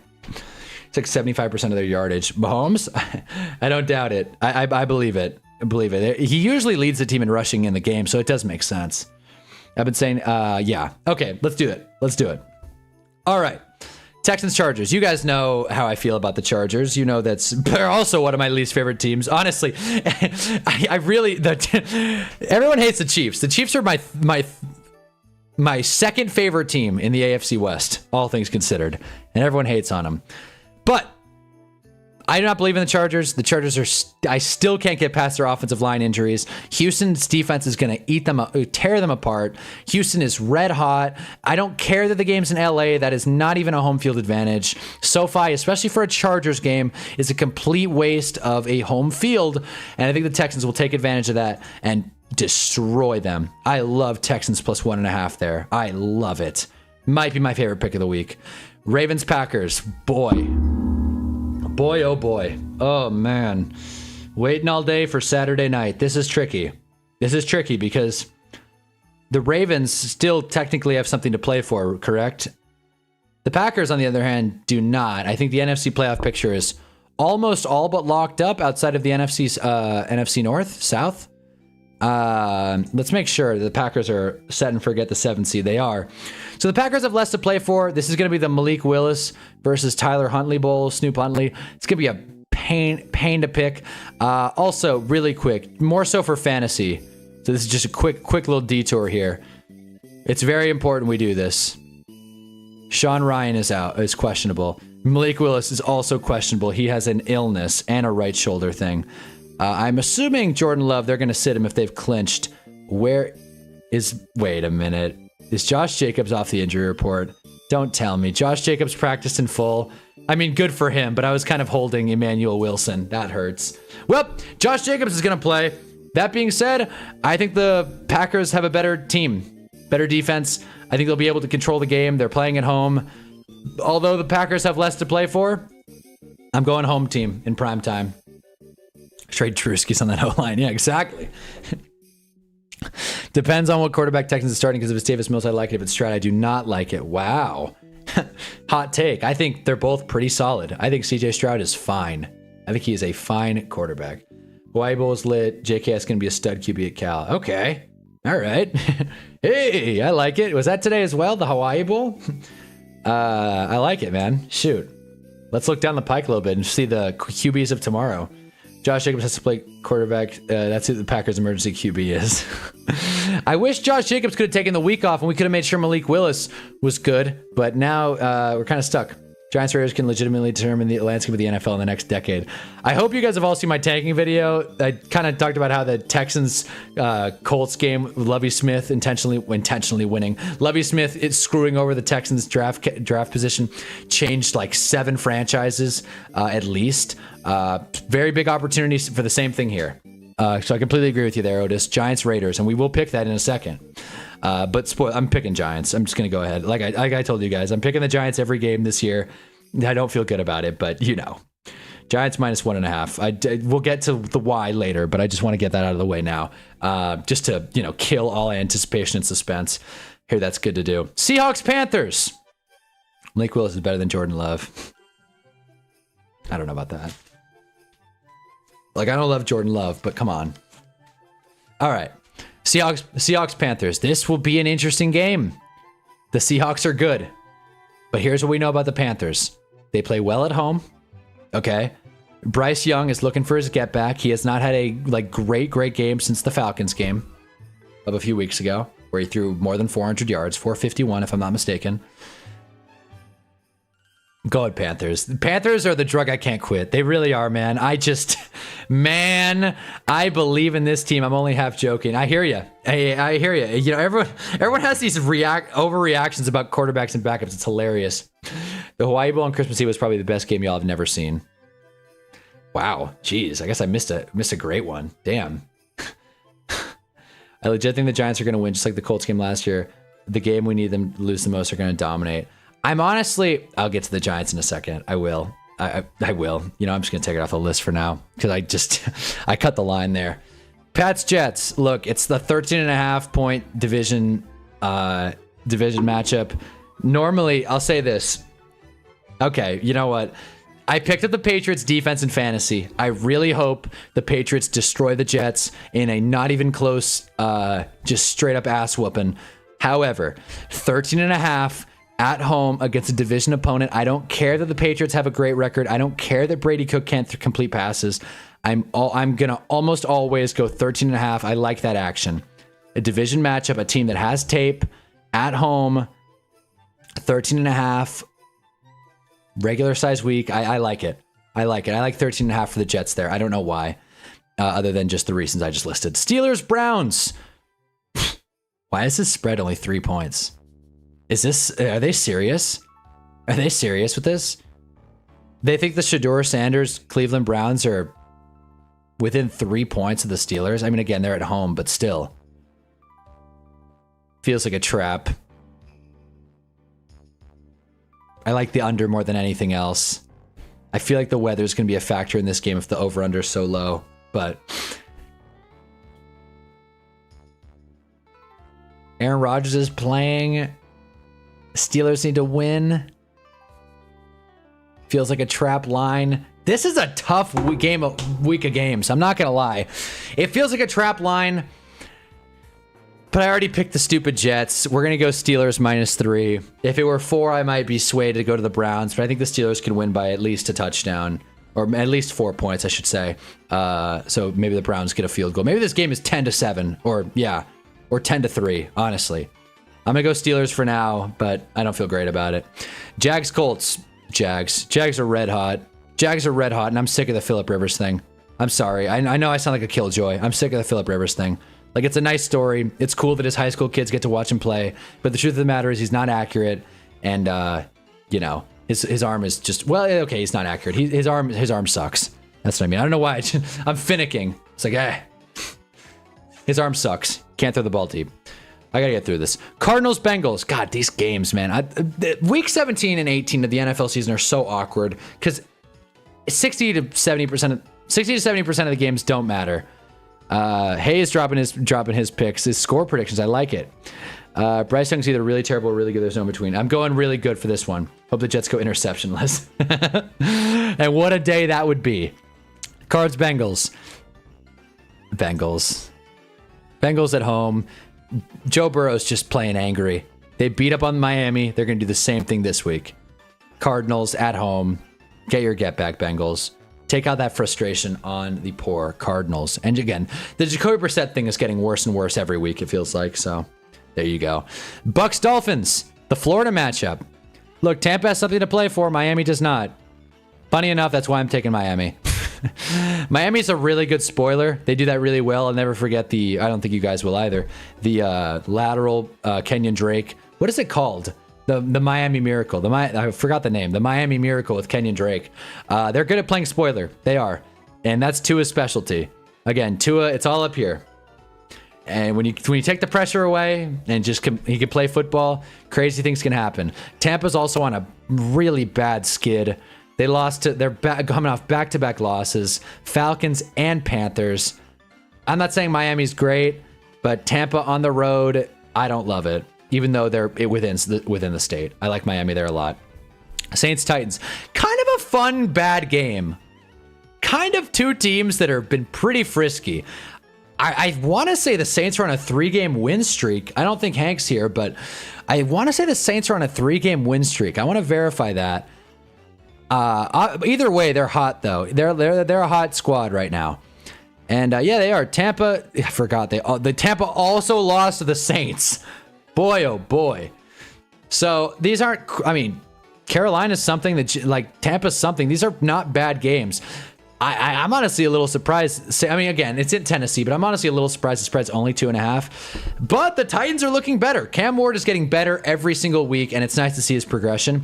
Honestly, I don't know what exactly is going to happen in this one, but I can tell you one thing for sure. We will be streaming and we will be watching Saints Titans in the quad box. Tua's not playing. Oh my God, you're right. Tua's not playing. They benched him for the remainder of the season. Best football analyst ever, right here. It's pointing towards Jarv in the chat. Okay, then we're gonna go Tampa. Quinn Ewers sucks. We're gonna go Tampa. 6 points is kind of disrespectful then. Tampa's on a falling apart. They are. But it's Quinn Ewers. Come on. It's Quinn Ewers. Hayes going Titans. I like Saints, but Titans are red hot. We will be watching that game no matter what. I'm going to come back to Bucks Dolphins. I'm going to come back. I got to think that one through. Come on. Let's talk about Giants Raiders. Okay. Because I do have a little bit to say about this one. I'm struggling. I'm going to pick the Giants. I'm struggling because, look, I made a video. I've referenced it a few times within this stream. Tanking is for losers. Well, you shouldn't root for your team to lose games because cultural wins are more important than higher draft capital. However, when you're the Giants and you don't have a head coach, you don't have a defensive coordinator, you don't have a defensive line coach, the GM's probably on the way out, and the owner is mad at everything and everyone, culture's kind of shot regardless. Okay, if the Giants beat the Raiders, I don't think we're going to go into the offseason like, yeah, good win. But the way Jackson Dart has been carrying himself lately has really bummed me out. The joy and the life he had playing football is all but vanished. And that's really sad to see. Jackson Dart's one of the most fun and, dare I say, optimistic, all things considered, quarterbacks we've seen in recent memory. He's just lively. Bro, I'm a youth coach. People tell me, oh, you're a Giants fan? I love Jackson Dart. This guy is being ushered into a new generation, along with Cam Scattaboo. And to see his morale just beaten down and ran through the mud is just so disheartening. So to be honest with you, as much as I've said the Giants are bad and the culture is useless and who cares, I still think it matters if the Giants win. So as crazy as it sounds, as much as I would like the Giants having the number 1 pick, if I could decide, I would rather the Giants win this game. Has less to do with tanking is for losers and more to do about the mentality and vibes within Jackson Dart's noggin. That's what I care about. Jarvis said that Trevor is his QB. We got Gale here. There's no such thing as cultural wins, especially with a regime on the way out. I agree. But there is something to giving your young quarterback some momentum and some confidence. Culture wins only matter if you're good. Well, I mean, again, I made a whole video kind of unpacking that, right? But again, Chase Young to Andrew Thomas. Again, the Giants won a game. Commanders / football team / Redskins got Chase Young, and then Giants got Andrew Thomas. The Giants ended up winning that situation. You can only look forward so far. So that happened when Scat broke his ankle in the concussion. I think Dable getting fired finished the job. Maybe, but it would be nice to see Dart smile once. It would be nice. I'd rather the Giants win. I already did the picture spread on Monday, so I'll do score predictions. Okay. All right, Otis, I like it. Damn. Yeah, you guys are jamming through these. All right, Eagles, Bills. This is an actual good game, okay? Am I reading this right? There are 2 afternoon games. Okay, so a very good potential, dare I say, Super Bowl preview, and then Giants Raiders. We're going to be double boxing it. Oh, man, this is going to be a funny Sunday. I'm looking forward to it. Again, I wish some of these 10 o'clocks got kicked later, but I'm not going to sit here and act like I know how to schedule NFL games anymore. But as far as Eagles Bills go, this is a tough one. This is a very tough one because I'm not an Eagles fan. We know this, right? Reppin' blue till I die. Not an Eagles fan. Not a Jalen Hurts guy. Saquon's getting 2 thumbs down from me. But I kind of think they're figuring it out. The last couple of games, they've been under the radar looking pretty good. They've been playing bad teams, granted. But they've been kind of under the radar good, sneaky good. And that's not to say Buffalo's bad. Buffalo just beat New England, and not convincingly, but, you know, they won that game. I'll say it. They won it. They did it convincingly. They didn't blow the Patriots out, but they won the game. They made Drake May look flustered, and if it weren't for a couple big runs from Travion Henderson, the Bills would have lost, or the Bills would have won by a lot more. That's what I was saying. So what I'm trying to picture is what is more likely to happen is that the Bills make Jalen Hurts look like Drake May did a week ago, or 2 weeks ago, I should say, and struggle, or do the Bills let Saquon Barkley do what Travion Henderson did and break off long runs? That's where I'm on the line now. And let me just double check to see what exactly happened last week with the Bills, because as we know, didn't follow last week super closely, was out of town. They squeaked by the Browns. You don't feel great about it. Eagles beat the Commanders a little bit more convincingly to clinch their spot in the playoffs. Eagles would have lost to the Commies if Mariota was healthy the whole game. With the way that run defense is looking, I think the Eagles probably win. You see, there's all kinds of stuff. Andrew Thomas Pro Bowl snub this year, by the way. Yeah, I probably, but again, it's the Giants Pro Bowl, like it's, you know. But Barkley's a bad running back. Never trust the Eagles. Boy, I'm very on the fence about this one, but it's up to me to make decisions and have opinions. So I think the Eagles are sneaky good. I think the Bills are really good, and I hope this game is entertaining. But it feels like every time these teams meet in the regular season, the Eagles find a way to pull it out. I hope the Bills win, but I'm going to take the Eagles in this one. Bears-Niners, another potentially great game. You get Caleb Williams going into Levi Stadium, and according to Vegas, these teams are evenly matched because the Niners are at home getting a 3-point spread. Teams are evenly matched. Over-under's 52.5. Rome Odunze is not playing. However, I think, you know, irrespective to long-term injuries, Nick Bosa, Fred Warner, etc., both teams are relatively healthy on the week-to-week, I feel like. And that's weird to say about the Niners. They're winning games. Bears are winning games. I think it's going to be a fun one. And again, I'm going to say the same thing I did with Eagles-Bills. I hope the Bears win, but I'm going to take the Niners. This feels like a Niners game. The Bears have been flying high for a while. That being said, if the Bears can find a way to win this game and keep this momentum going, they very well could carry that into the playoffs and might have a sneaky Super Bowl run. If the Bears can win this game, not only will they feel legit, but they'll have a ton of momentum going into January, and that is very important. Bears kind of need this one, but I'm going to dart throw pick the Niners just because I feel like they're just a better team at this moment. And more importantly, more experience, especially in the coaching room. I don't know. I'm just not looking forward to seeing Caleb Williams on prime time. That's just never his strong suit. I knew you grabbed Jags merch for Christmas. I should have told everyone, hey, scratch the Giants stuff. I'm going Jags.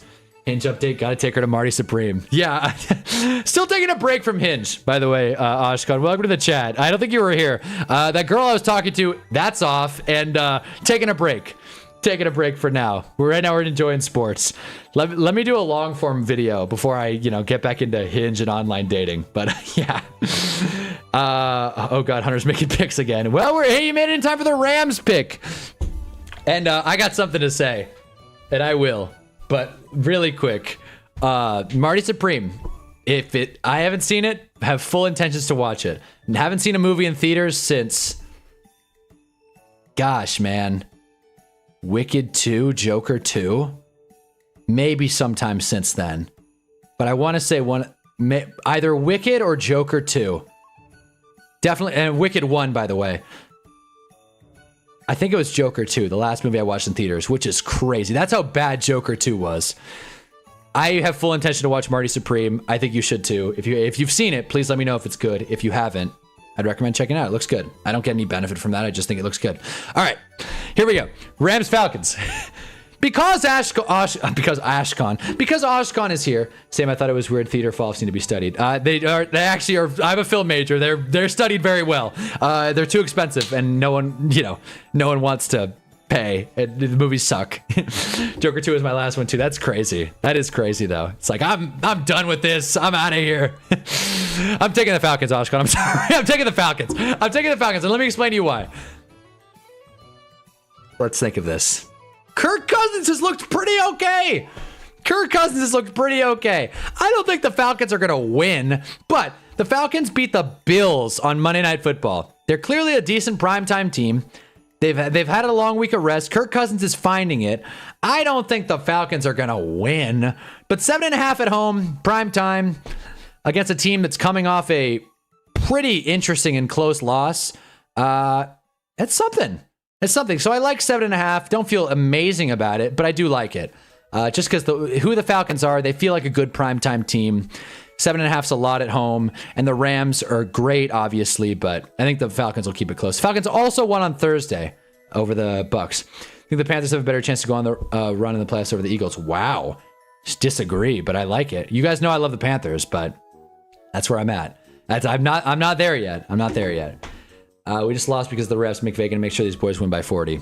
I hope so. Look, I don't like watching the Falcons. I hope the Rams do win. But I think 7.5 is rich for a team that's good on primetime. Super Bowl, it's going to be Bills-Rams, I believe. Madden GOAT going Bills-Rams. I know, I keep changing my Super Bowl pick. I don't even remember what I had last week. Was it? Yeah. It was Seahawks-Colts, maybe? I don't even know. And then let's finish off with Bucs-Dolphins. Quinn Ewers versus the ice-cold Buccaneers in Florida. Who wants to watch this game? It's funny because Tampa has something to play for, and they're playing Quinn Ewers, and I still can't decide whether or not they're going to win by a touchdown.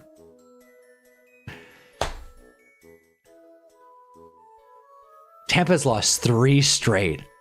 Clean sweep against the division. They lost to the Saints and the Falcons. And in a must-win game against the Panthers, they lose. This is a team that was a contender in September. The September champion, Tampa Bay Buccaneers, that, they got hurt, but they've also gotten healthy. Mike Evans is back. Chris Godwin is playing.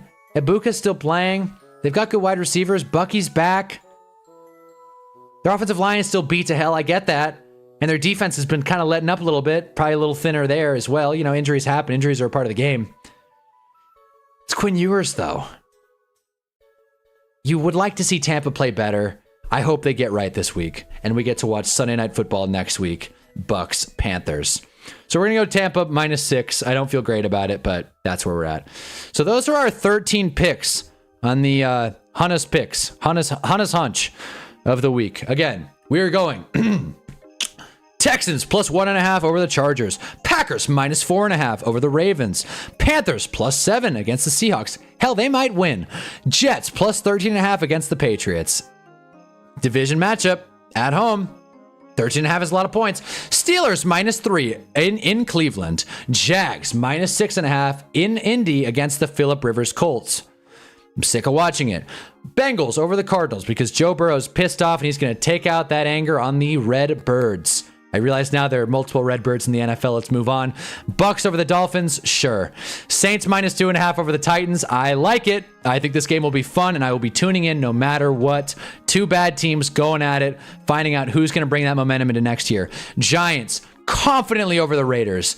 Confidently 1.5 Giants. I would like them to win this game. If they don't, so be it. I would like the Giants to win this game. By the way, I would like to bookmark this now. Anybody rooting for the Giants to tank, I just want to say, here's what is for sure going to happen. The Giants might win this week, or the Giants might lose this week. If they lose this week, they will beat Dallas next week. They will. Just because why not? Just because why not screw us? That is what will happen. Kafka will do the Lovie Smith. Not that he's capable, but that is so Giants. Win on week 18 to lose the #1 pick. Eagles plus 1.5 over Buffalo. Again, great game. We'll be tuning in, but I'm just going to lean towards Eagles because they just seem to be better in these matchups in the regular season. I believe they beat the Bills last year as well. Niners over the Bears just because I don't see Caleb Williams in prime time, -3. And then Falcons plus 7.5 against the Rams at home because the Falcons are a good primetime team. And American Dragon Son is here. And Oshkon's also here, but still. I don't tune into one stream. Damn it. What is going on? Yeah, is Trevor Lawrence leading the QB list? He is. We had to move him. We had to move him just one time. Just one time. For 1 week. Let's put Trevor on top for 1 week. But that being said, if the Jags win, which they probably will against the Colts, and the Rams struggle, it's going to stick. Eagles, Bills didn't play last year. I thought they did. Maybe it was 2 years ago. That's crazy. I thought they did. Oh, man. Let's look this up. Eagles, Bills. Okay, let's see.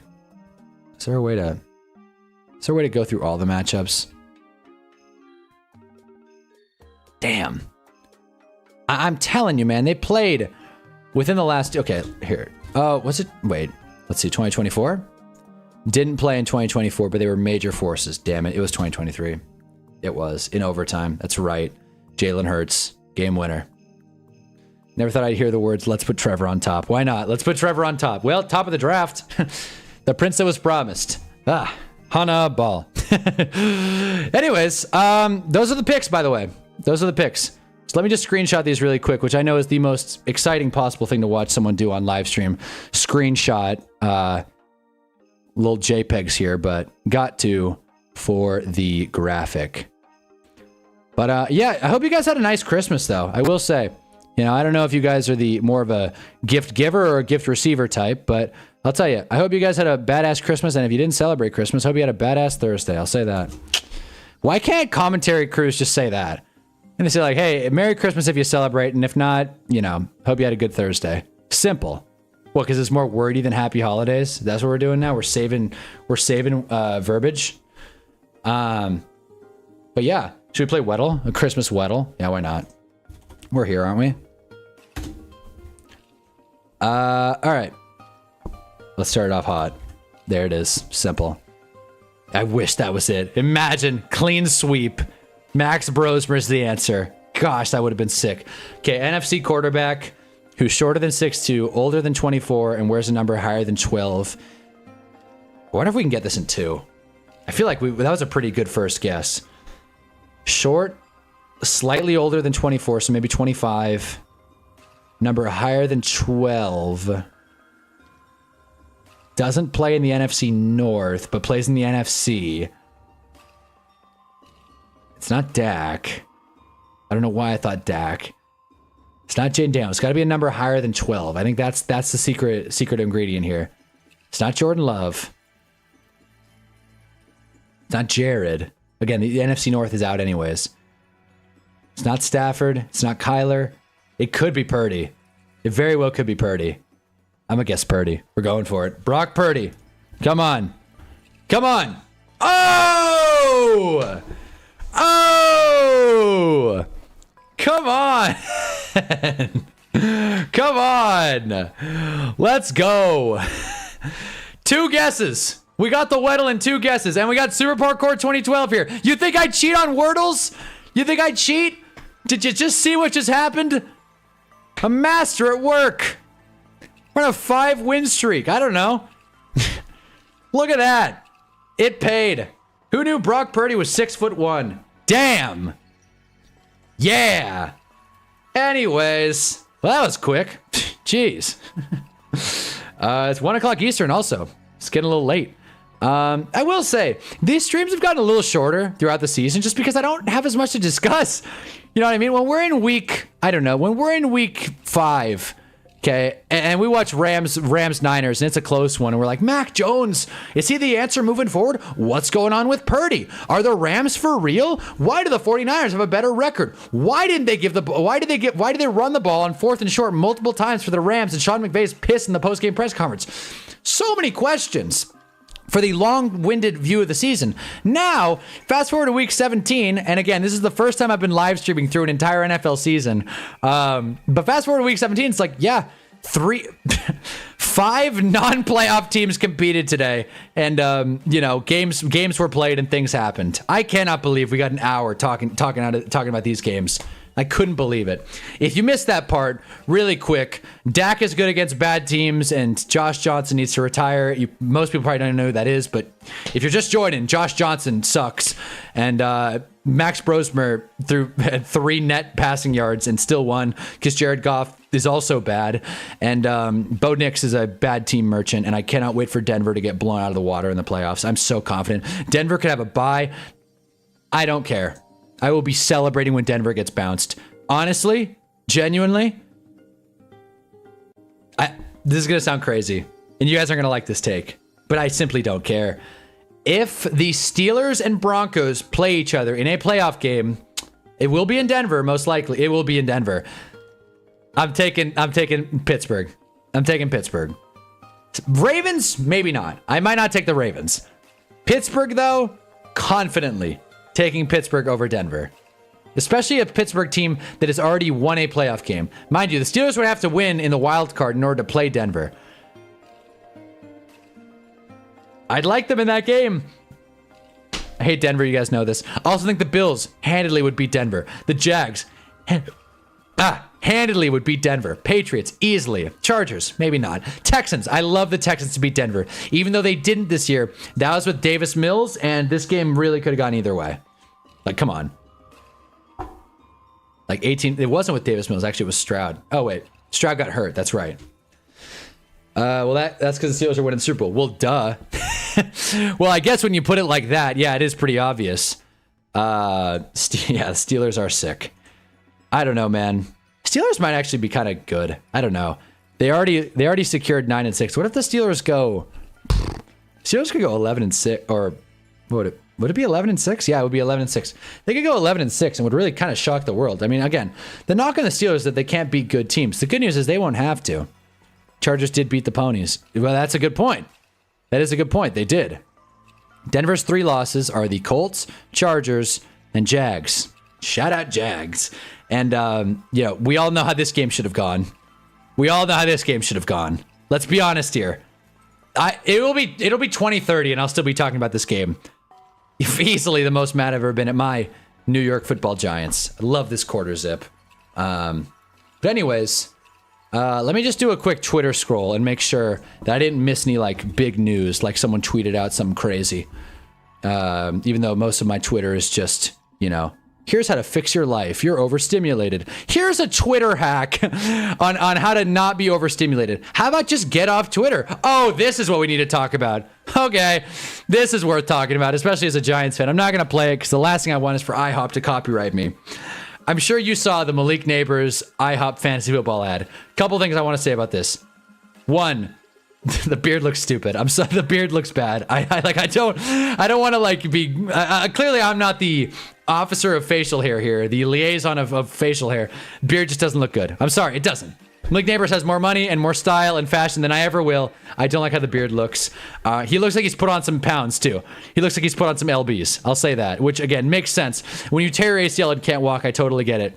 And as you can see, he definitely can't walk because he has crutches in the commercial. I don't know. I don't know, man. I feel like... Oh, dude, you could edit it out. You could have him sit down. I've never seen a player who's injured have crutches in a commercial. And what the irony that, it was very prevalent on the internet today about this ad is that Malik Neighbors doing this ad is funny. And he's wearing Giants colors, by the way, so go us. It's funny because he is the reason a lot of people are going to be at IHOP doing this challenge this year. He's the reason. MetLife Stadium is the reason. But the fact of the matter is Malik Neighbors is a first-round draft pick this year, missed the season after week 3, and you'd think my fantasy team would be dead in the water, but everybody else in my league sucks. But the point is that Malik Neighbors, the irony of him doing this ad doesn't escape me. I did think it was funny, though. It was a funny ad. I had a lot of fun. I enjoyed it. I'm glad IHOP did it. I just thought it was hilarious that he grew out a beard and was wearing crutches during the ad. I've never seen that in my life. A football player wearing crutches during a commercial. Let me make sure. And again, I switched tabs on Twitter just to make sure nothing crazy comes up. Can we get Al Michaels? Yeah, okay. We all know Al Michaels sucks. And I think that's it. Yeah. Yeah, that's the bulk. Shaq also broke the ESPN screen. Let's see. Oh, man. We'll play this really quick. Shaq broke the ESPN stream. East Rutherford Rec in Denver. Yeah, honestly. The Mile High mistake. There it is. So Shaq broke the screen. Everything's messed up, and Twitter's not even impressed. Pack it up. It's washed. All right. So we didn't miss anything on Twitter. By the way, in case you're just joining us, Jared Goff is eating $69 million against the cap next year. Why is Trevor at the top of this list? That's why I leave this list up, so people like Tay Quavo can join and you know, be like, what is this list? Hey man, Trevor's been stringing together some wins. Honestly, if the NFL seasons were 30 weeks long, I think Trevor would be MVP. Just saying. If NFL seasons were as long as NBA seasons, Trevor would be in a good pace for MVP from this point on. He's red hot. This guy looks good. Trevor looks good. He looks good. He went into Denver and beat the Broncos. Did Matt Stafford do that? No. I'm sorry, it's true. I wish he did. I wish everyone beat the Broncos. I wish Jackson Dart did it. But as we've established, he did not. But yeah, Trevor's our hero for now. Trevor's the man. Just want to look forward to 2027 really quick. Who's going to be eating up a lot of cap then? Lamar, Pat, Dak. See, this is when Dak's money kicks in. So you gotta navigate it. Herbert playing with one hand. Is this a Chargers fan? Quivo, are you a Chargers fan? There it is. Herbert playing with one hand. Yeah, that's yeah. You know, my bad. I was actually thinking about putting Herbert at the top of the list, but then I kind of got talked out of it. Come on, man. Oh boy, Justin Herbert fans are hilarious. Always an excuse, but I get it. I mean, I'd rather have wins and excuses than nothing. Again, go us. Whoa. I just dropped something. I almost just unplugged my PC. That would have been a disaster. But anyways, yes, yeah, that tracks. Well, welcome to the Hunnaball streaming after every primetime game. We found a Chargers fan. Yeah, we've actually had a few Chargers fans in and out of here, but Tay Quavo seems like he's defending Justin Herbert. And damn it, that is what Chargers fans do. People that watch Justin Herbert defend Justin Herbert. People that watch the box score and recognize that results are results do not care for Justin Herbert. By the way, money kicks in here, so hopefully the Chargers have it figured out by then. Who's your team? Best team in the world, right there. Booyah! Go Giants. There it is. So we got our QB, Jay Dart, and he's playing with both hands, and it still doesn't look great. So yeah, we got that going. And by the way, for the record, I'm pretty confident the Chargers are going to lose this week. That's it. That's it. Actually, I feel like Tay Quavo's been here before. I might be mistaken. I feel like, but hey, who knows? Who knows? A lot of people come in and out of here. But yeah. Chargers have the... God, who was it again? Who did the Chargers have? I just scrolled past it. Oh, that's right. They play tomorrow. They have the Texans. I'm very confident in the Texans in that one. Oh, God. Oh, God. Look, go Giants. That's all I'll say. Yeah, right. Confident, man. I'm confident in this one. Justin Herbert. Let's check out these barn burner stats. Yeah, 3,500 yards, 25 tubs, 12 picks. Is that because he has one hand? Chargers don't have fans. They have Lakers fans that rip Chargers. Yeah, they have California people who just kind of... Yeah, look, SoCal didn't have a team for a while outside of the Chargers, so you kind of just have to... Been a Chargers fan since 06, buddy. There you go. Yeah. And probably a SoCal man, 30 years old. Hell yeah. Probably a SoCal man. And when you're in Southern California in 2006 and LaDainian Tomlinson is great and Drew Brees is, you know, a Charger, things are awesome, things are fun. And now here we are, it's 2025 and the Chargers haven't done anything of substance. So, hey, look, as someone who's from California, I know a lot of Chargers fans and it's just fun to dunk on them because it's tough to believe they're real. You know what I mean? It's tough to believe you are real, Take Quavo, as a Chargers fan. But that's the beauty of this stream. I didn't know a Raiders fan. That's not true. I knew many Raiders fans. I didn't know, God, what's a new fan base that we're getting out of here? Jags, Gale. Yeah, duh. I didn't know a Jags fan until Gale. We're discovering new things around here. We are discovering new things. Here's what I want to discover really quick. Here's what we need to find. I got to find this Hawaii Bowl. 4-0. Is this it? Wait, is this it? The 4-OT? Is this the one? This is not the one. This is the Cricket Celebration Bowl. What happened here? Did anybody tune into this one? Where Ryan Stubblefield took on Cameron Peters? This is why college freaks me out. Like, what is happening here? So much is going on. So much is going on. William Atkins, the fourth, had 6 carries for -3 yards. Gonna beat the Texans, gonna sweep the Broncos again. Hey, you know what? Go Rams. There it is. Well, yeah, Oshkosh. Yeah, go Rams. Hell yeah. But like, hey, you know what? We are 5-0 in the West. That's a good point. I didn't know that. That's a good point. Chiefs and Raiders are really tough outs. Anyways, but you know, hey, Chargers fans are allowed to be excited. I'm rooting Chargers again if they play the Broncos, plain and simple, which will be next week. But I don't think that game will matter too much. But big picture, I'm excited to see how this Chargers team fares in the postseason. What the hell is this game though? I have respect for San Diego Chargers fans. Hate LA in general. Yeah, fair enough. Fair enough. Agree with that.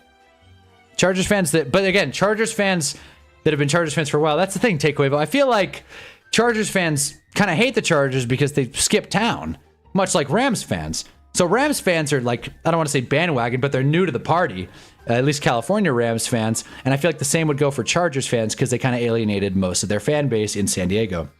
Y'all are not beating the Texans O-line. Yours is arguably worse. Beat the Broncos, please. So when are you going to make a P.O. box? We can send you Christmas presents this year. Oh, God, a P.O. box. Let me get to 3,000 subs before I get to it. I already made the Discord. Funny, too.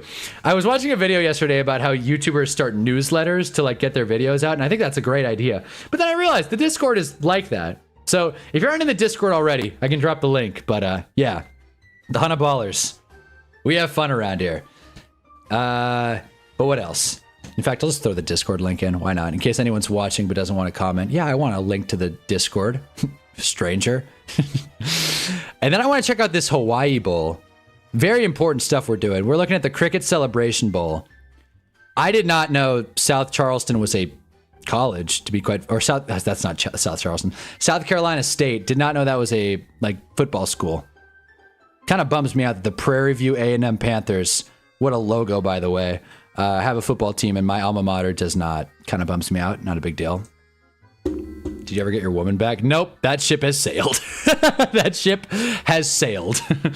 And to be honest with you guys, nothing like breaking off a talking phase. And then you kind of realize in hindsight, be like, yeah, it probably wasn't the healthiest thing I could have done with my, you know, like you can, when you get removed from it a little bit more, it's like, there probably are some red flags that I missed. The Hawaii Bowl, the Sheridan Hawaii Bowl. For example, I told my mom this. She got livid. I wore the same shoes to the second date, and she was like, "Same shoes, huh? Are you outfit tracking me now on the second date?" Drop the link. Will do. Here it is. The Discord had to load for a second because I barely opened it on my PC. Here we go. Let's go. All right, there it is. This link will expire, but you know, I'm gonna put a perma link in my next long form. But yeah, go to Chargers game. They won't know who Philip Rivers tell you LeBron's left toe was doing December 17th, 1999. I don't get that one, Otis, but I'm sure it's funny. Cricket Bowls D2, drop the link. All right, yeah. So let's. I'm not gonna watch highlights here, but Jerron S. 343. Let's just follow the play-by-play. Let's kind of get the crux of this. So it's 21-21. After Hawaii scores a touchdown and Cal goes turnover on downs, Cal gets a field goal. Then Hawaii goes touchdown off a Brandon White 17-yard pass from Michael Alejado. Whatever. Alejado. Alejado. There it is. Found it. Then we get, touchdown. Just straight response back.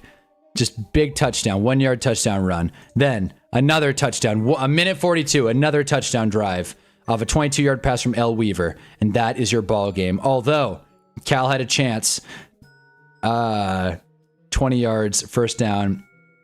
But penalty was declined. Game was over. And Hawaii Rainbow Warriors were the victors. Cool. Seems like a good game. I'm sure watching it is a whole different vibe, but I don't want to take a copyright. So we'll just kind of leave it. But I'm glad I checked it out. Seems like an interesting game. College games are frisky. Nothing like a random bowl game to excite fans. Why even bother playing in the bowl game, though, right? Right, Notre Dame? Who cares? Doesn't even matter. What's the point? But yeah, drop a like if you're new. Drop a like if you haven't already, please. Small channel over here. And yeah, we got football on Saturday. But, you know, I kind of like Cal from living in the Bay. TBH, mostly Stanford hate. I like it. I like it. Stanford hate is warranted. I get and appreciate that. Yeah, I kind of like Berkeley as well. Part of the UC system, you know, along with me. So in a way, my tuition dollars helped fund Cal Gold Bears, who couldn't seal the deal against the Hawaii Rainbow Warriors. So that's great.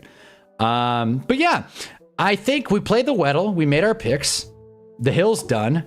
As you can see, there's going to be some movement, by the way. We do these every Monday. So if you want to tune into how we move around this hill or this tier list and how we, you know, navigate it and rank players, tune in on Monday. We share them for every primetime game.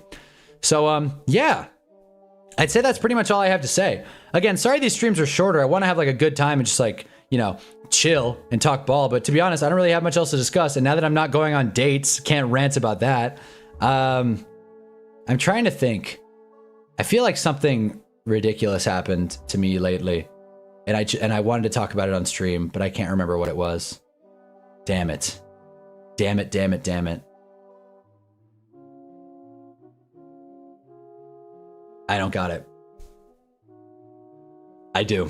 Let me say this. Right? There's a time and a place to leave your baby at home. There's a time and place to leave your baby at home. And I am not going to sit here and act like when I'm on a plane, feels like me filling time, but I do want to talk about this really quick. I'm not going to sit here and act like when I'm on a plane and a baby sits next to me, I'm like fist pumping. I'm like, yeah, we got a baby that's going to be crying for the entirety of this flight. I can't wait. Score. And obviously, I'm not going to, you know, play devil's advocate that far. However, I was in Christmas church. Not gonna get into a religion thing. Believe what you believe. It's cool, obviously. But I'm in Christmas church. Someone brings a baby in. If there's a time to bring your child, your infant newborn, into a room of strangers that's supposed to be quiet, if there's a time to do that, I feel like Christmas church is a pretty good time. I feel like that's the most all-encompassing, let's all be in a good mood and just be welcoming and nice to each other. That's the prime opportunity for that. So tell me why, when I went to Sunday church and a baby started crying, the dude, a grown-ass man next to this baby goes, shh, straight up, shh, into the baby's face. This grown man shushed a baby that he did not know. I verified that because I, you know, sufficed afterwards. Shushed a baby he did not know. What an asshole. And I just thought that was crazy. I don't love when babies show up to places and start crying. But if you're going to shush a baby on Christmas Eve or Christmas, I think it's time to look in the mirror. So if you're out here shushing babies, don't. Make streams great again. Bring back the baseball streams for 6 hours. Yeah, that's what we're gonna do. Really quick, let's check NBA just to see. Like Michigan until 2 assistant coaches has been in the worst, most recent allegations to date. Yeah. All right, fine. You want to bring back the baseball stream? We're gonna follow along the end of this Wolves Nuggets game because it's getting close. We're just gonna follow it on the ESPN feed. Apparently the Lakers aren't legit contenders. Thanks ESPN. Even though they're not legit contenders, but they're all ESPN's going to talk about, so that's great. Anyways, so it's 124, 121 in this one. We'll follow it, and then we'll get the hell out of here. But yeah, that was my little mini rant there about crying babies, about how there's a time and a place. But yeah, as far as sports go, I'm not going to lie. This is about the time to get into basketball. I think I said it in my week one. I did. Week one's a liar video. I said basketball starts after Christmas. Well, guys, congratulations. Basketball has begun. We know the Thunder are good. Go Wolves. There it is. Go Timberwolves. But yeah, Jamal Murray takes a foul. Randall goes 1 for 2 at the line. Let's see if Randall can sink the other one. Talking basketball sucks. I guess I could watch the game, but beat Denver, just pony hate. There you go. There you go. Yeah. Beat Denver. Oh, yeah, that's also true. I hate the Nuggets. Yeah, as a Lakers fan, I hate the stupid Nuggets. Man, if I ever go to Denver, it's on site. I'll say that. It is on site. I'm going to get out of that haunted airport they have, by the way. Their demon airport that they built on a cemetery that's like haunted, that has like skinwalkers walking the streets. If I ever get to Denver, it's going down. They did just make a bucket. Looks like a 3 as well. Again, you gotta. Yeah, this goes first, and then they do the little feed here. Yeah, Jokic, 27 foot three ball. But if you gotta peel out and missed it, oh, hey, you know, let's Gobert missed the dunk. There it is. All right, hold on. Spencer Jones on the fast break. What are we gonna see? I wish I could. Well, I should just pirate this game. Damn it. Let me see if I can pirate it in time. I don't think I will. Sorry, ARG.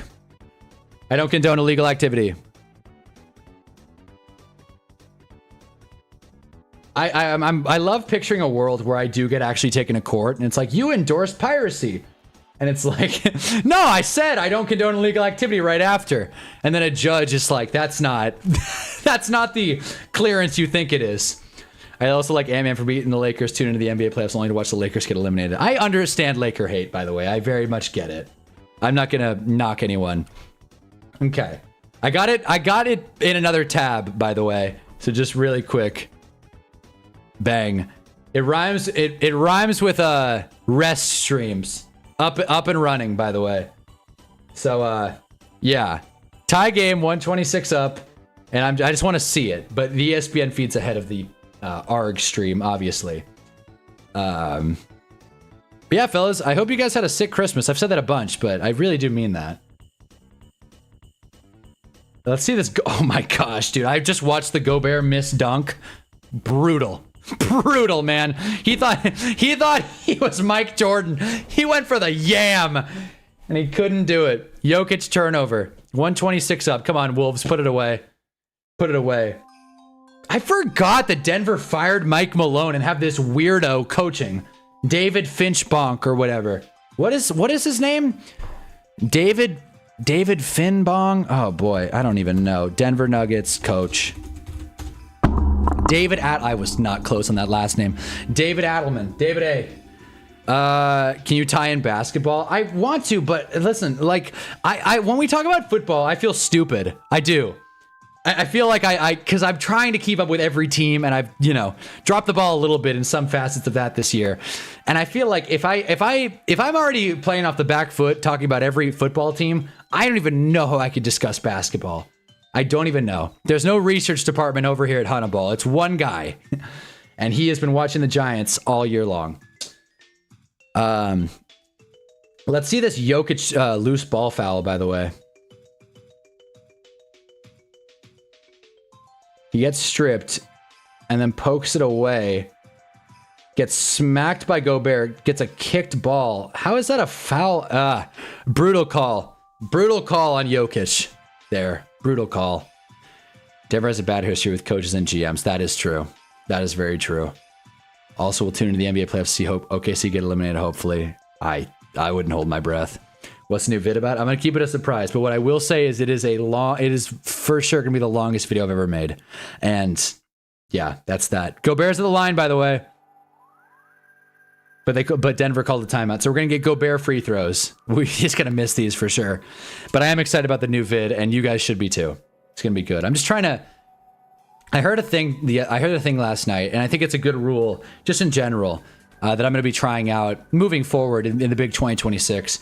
It's when you're doing art, creating stuff, but in general, just kind of doing anything. A Hunnaball epic. Yeah, exactly. Thank you. If you're creating art, doing anything like that, it's called the 80% rule. Gosh. Hank Green's the one that came up with it. 80% rule.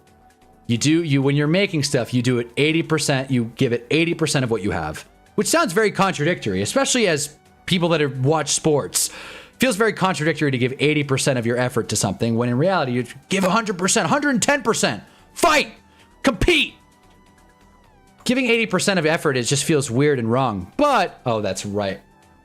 But giving 80% of your effort feels weird and wrong. But when you're doing like art, and you could always be better. You could always tweak things. You could always, be better. But at the end of the day, it's better to just get it out.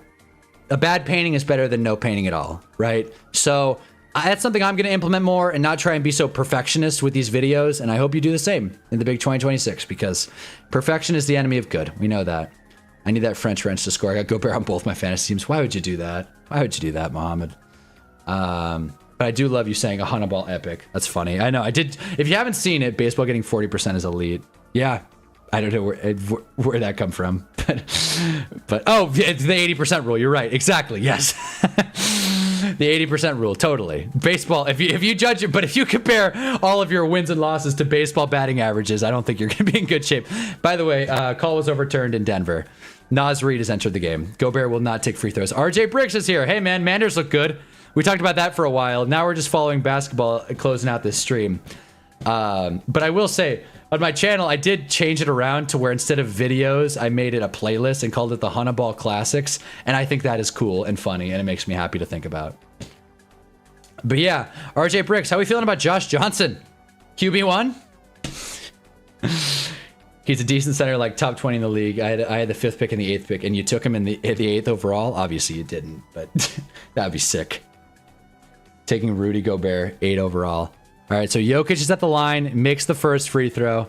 I'm going to take a stab. He makes the second because the ESPN score.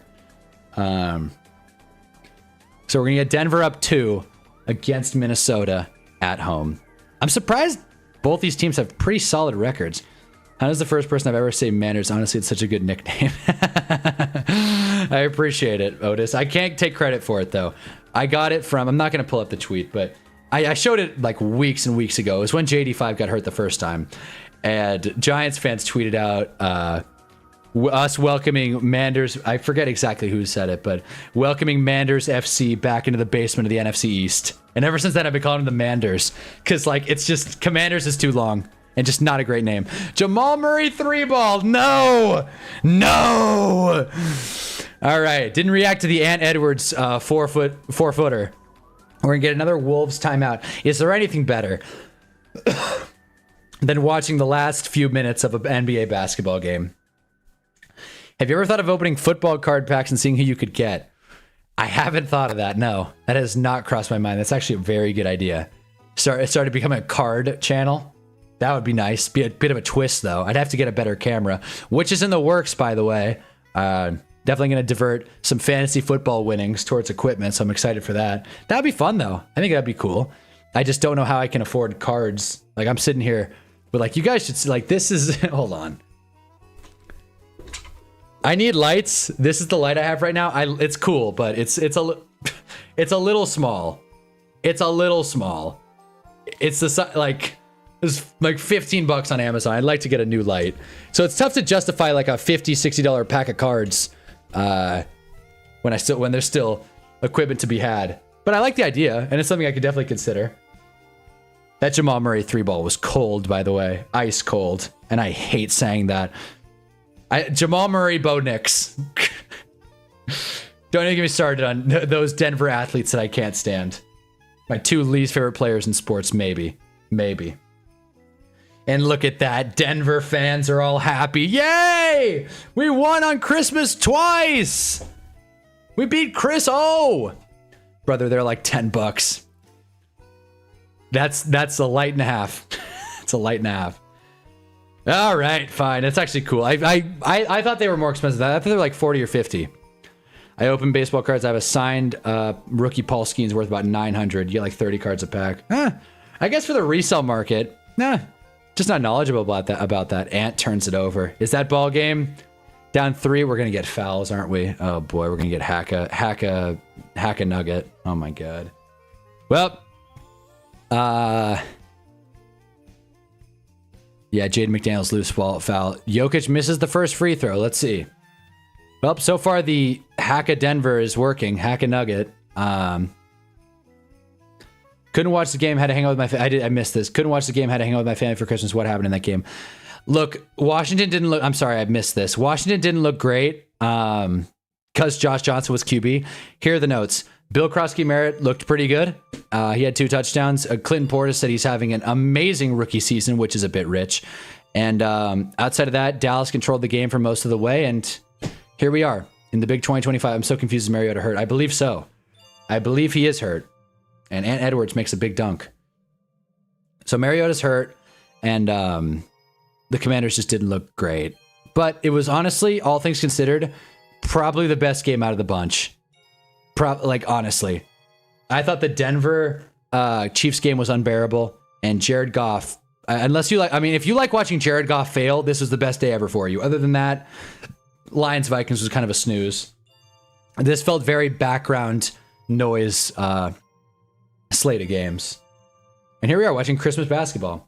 With cards, you typically end up making about 50% back from your profit, at least from a booster box. See, now I feel like we're talking about Ultimate Team, which is right in my wheelhouse. And Edwards gets a tech. That's so funny.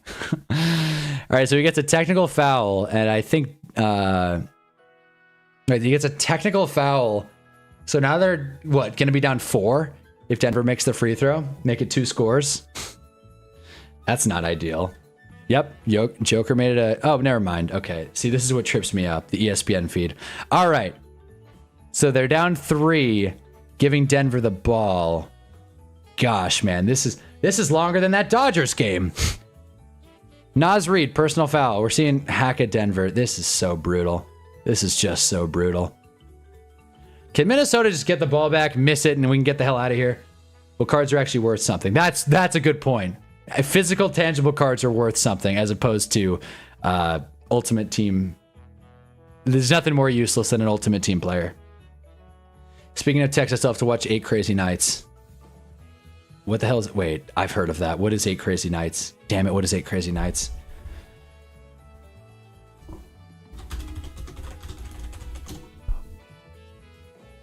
I knew it. I knew I had heard of it. 13% on Rotten Tomatoes. I've definitely heard of this movie. I watched a YouTube video from Shea Frillis Productions, great channel, movie review channel, and he reviewed every Sandler movie. And he said that movie was, you know, the animation was good, and that was about it.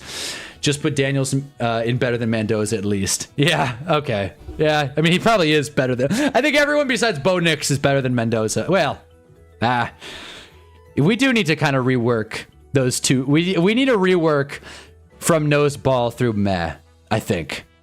And we may have to move Kirk up, honestly. Yeah. Yeah, I do feel bad that Jaden Daniels is below Aaron Rodgers. He's just hurt. He hasn't given these opportunities. Damn, Giants so bad they turned this into an NBA stream. What's up, Rod? Drop a like.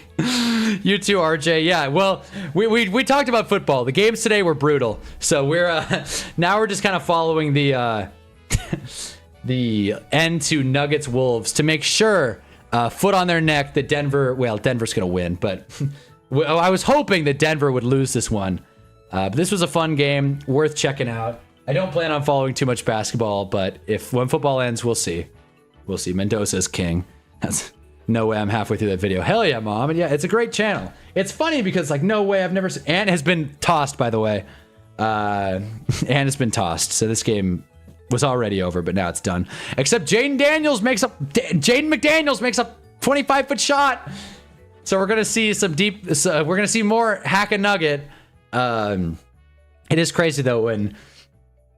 your YouTube algorithm and feed feels so niche. But in reality... Actually, most people have seen what you've seen. Like, how do I explain this? Bones Highland just took a personal foul. How do I explain it? It just doesn't feel as niche as you'd think. I think that's the thing with just internet algorithms in general. The amount of times I've seen a TikTok or a reel and then talked about it with someone else to be like, yeah, I've seen that. And you'd think millions of shorts are uploaded daily, probably tens of millions at least, maybe billions. Hundreds of millions probably. Shorts are uploaded a day. It's surprising that some people see the same stuff as you. However, that's the world we live in. Curated algorithms. Destined to show everybody the same thing. And create a general hive mind for, you know, for pop culture. Anyway, Joker's at the line. Peyton Watson. Well, no, actually, Peyton Watson's at the line. My stream's just so far behind. The end of NBA games are just so funny. Okay, 3-point game. Don't put this one into double OT. I mean, if this one goes to double OT, we're actually going to have to, like, lock in and follow it. All right, well, Wolves are going to get a shot. We're obsessed with individualism, but the algorithm's slowly turning us into one person. Exactly. Couldn't put it better myself. Dante DiVincenzo made a layup. Why? Why would he take a layup? Oh, I see. That's how it's within 3. I get it. Take your points. And then continue fouling. All right, so Denver's about a 1 field goal made away from this game being over. NBA's got to do something about the end of these games. They really do. Like, this is agony. The best part of a sporting event is when the ending is close. And this is just unwatchable. Baseball is one thing. Baseball's slow. We all know and accept this. But man, the way this game has ended, what happened to Jeff? I want to show him my perfect timing. Jeffrey Champion, he was here. He was here. He was here arguing for the Bryce Young's either really terrible or really good. No in between. That was the last throwdown from Jeff Champion. Don't know if he's still here, but hell yeah. That's another thing. We have Jeff, the Browns fan. It's crazy. Wolves call a timeout. Oh my goodness, man. This last minute's taken to like 50. Man, this is like a mini series. Yeah, but 13-point comeback in 35 seconds would never be possible again. Well, yeah, but wait. Panthers play good when expectations are low. Agreed. What do you mean by 13-point? Wait. Do you mean like it would never be possible if we change the rules, or it would never be or it's not possible in the current system? Because it doesn't feel very possible in the current system. It doesn't feel like this isn't working. By the way, Jokic has 50. In case anyone's wondering, if anyone plays fantasy basketball, Jokic is such a great pick, and he is putting on 54, 16, and 15. What a night. Jeez. So we're going to finish this game out, and we'll call it for our Christmas Day Hunnaball stream. It's obviously pretty late, 1:30 Eastern, so, you know, I appreciate you guys hanging in there. Appreciate you guys tuning in, watching the stream. I think this one did decently well. I feel like a lot of people popped in. I love doing holiday streams because I feel like a lot of streamers take holidays off. If there is football, we will stream, other than last Saturday.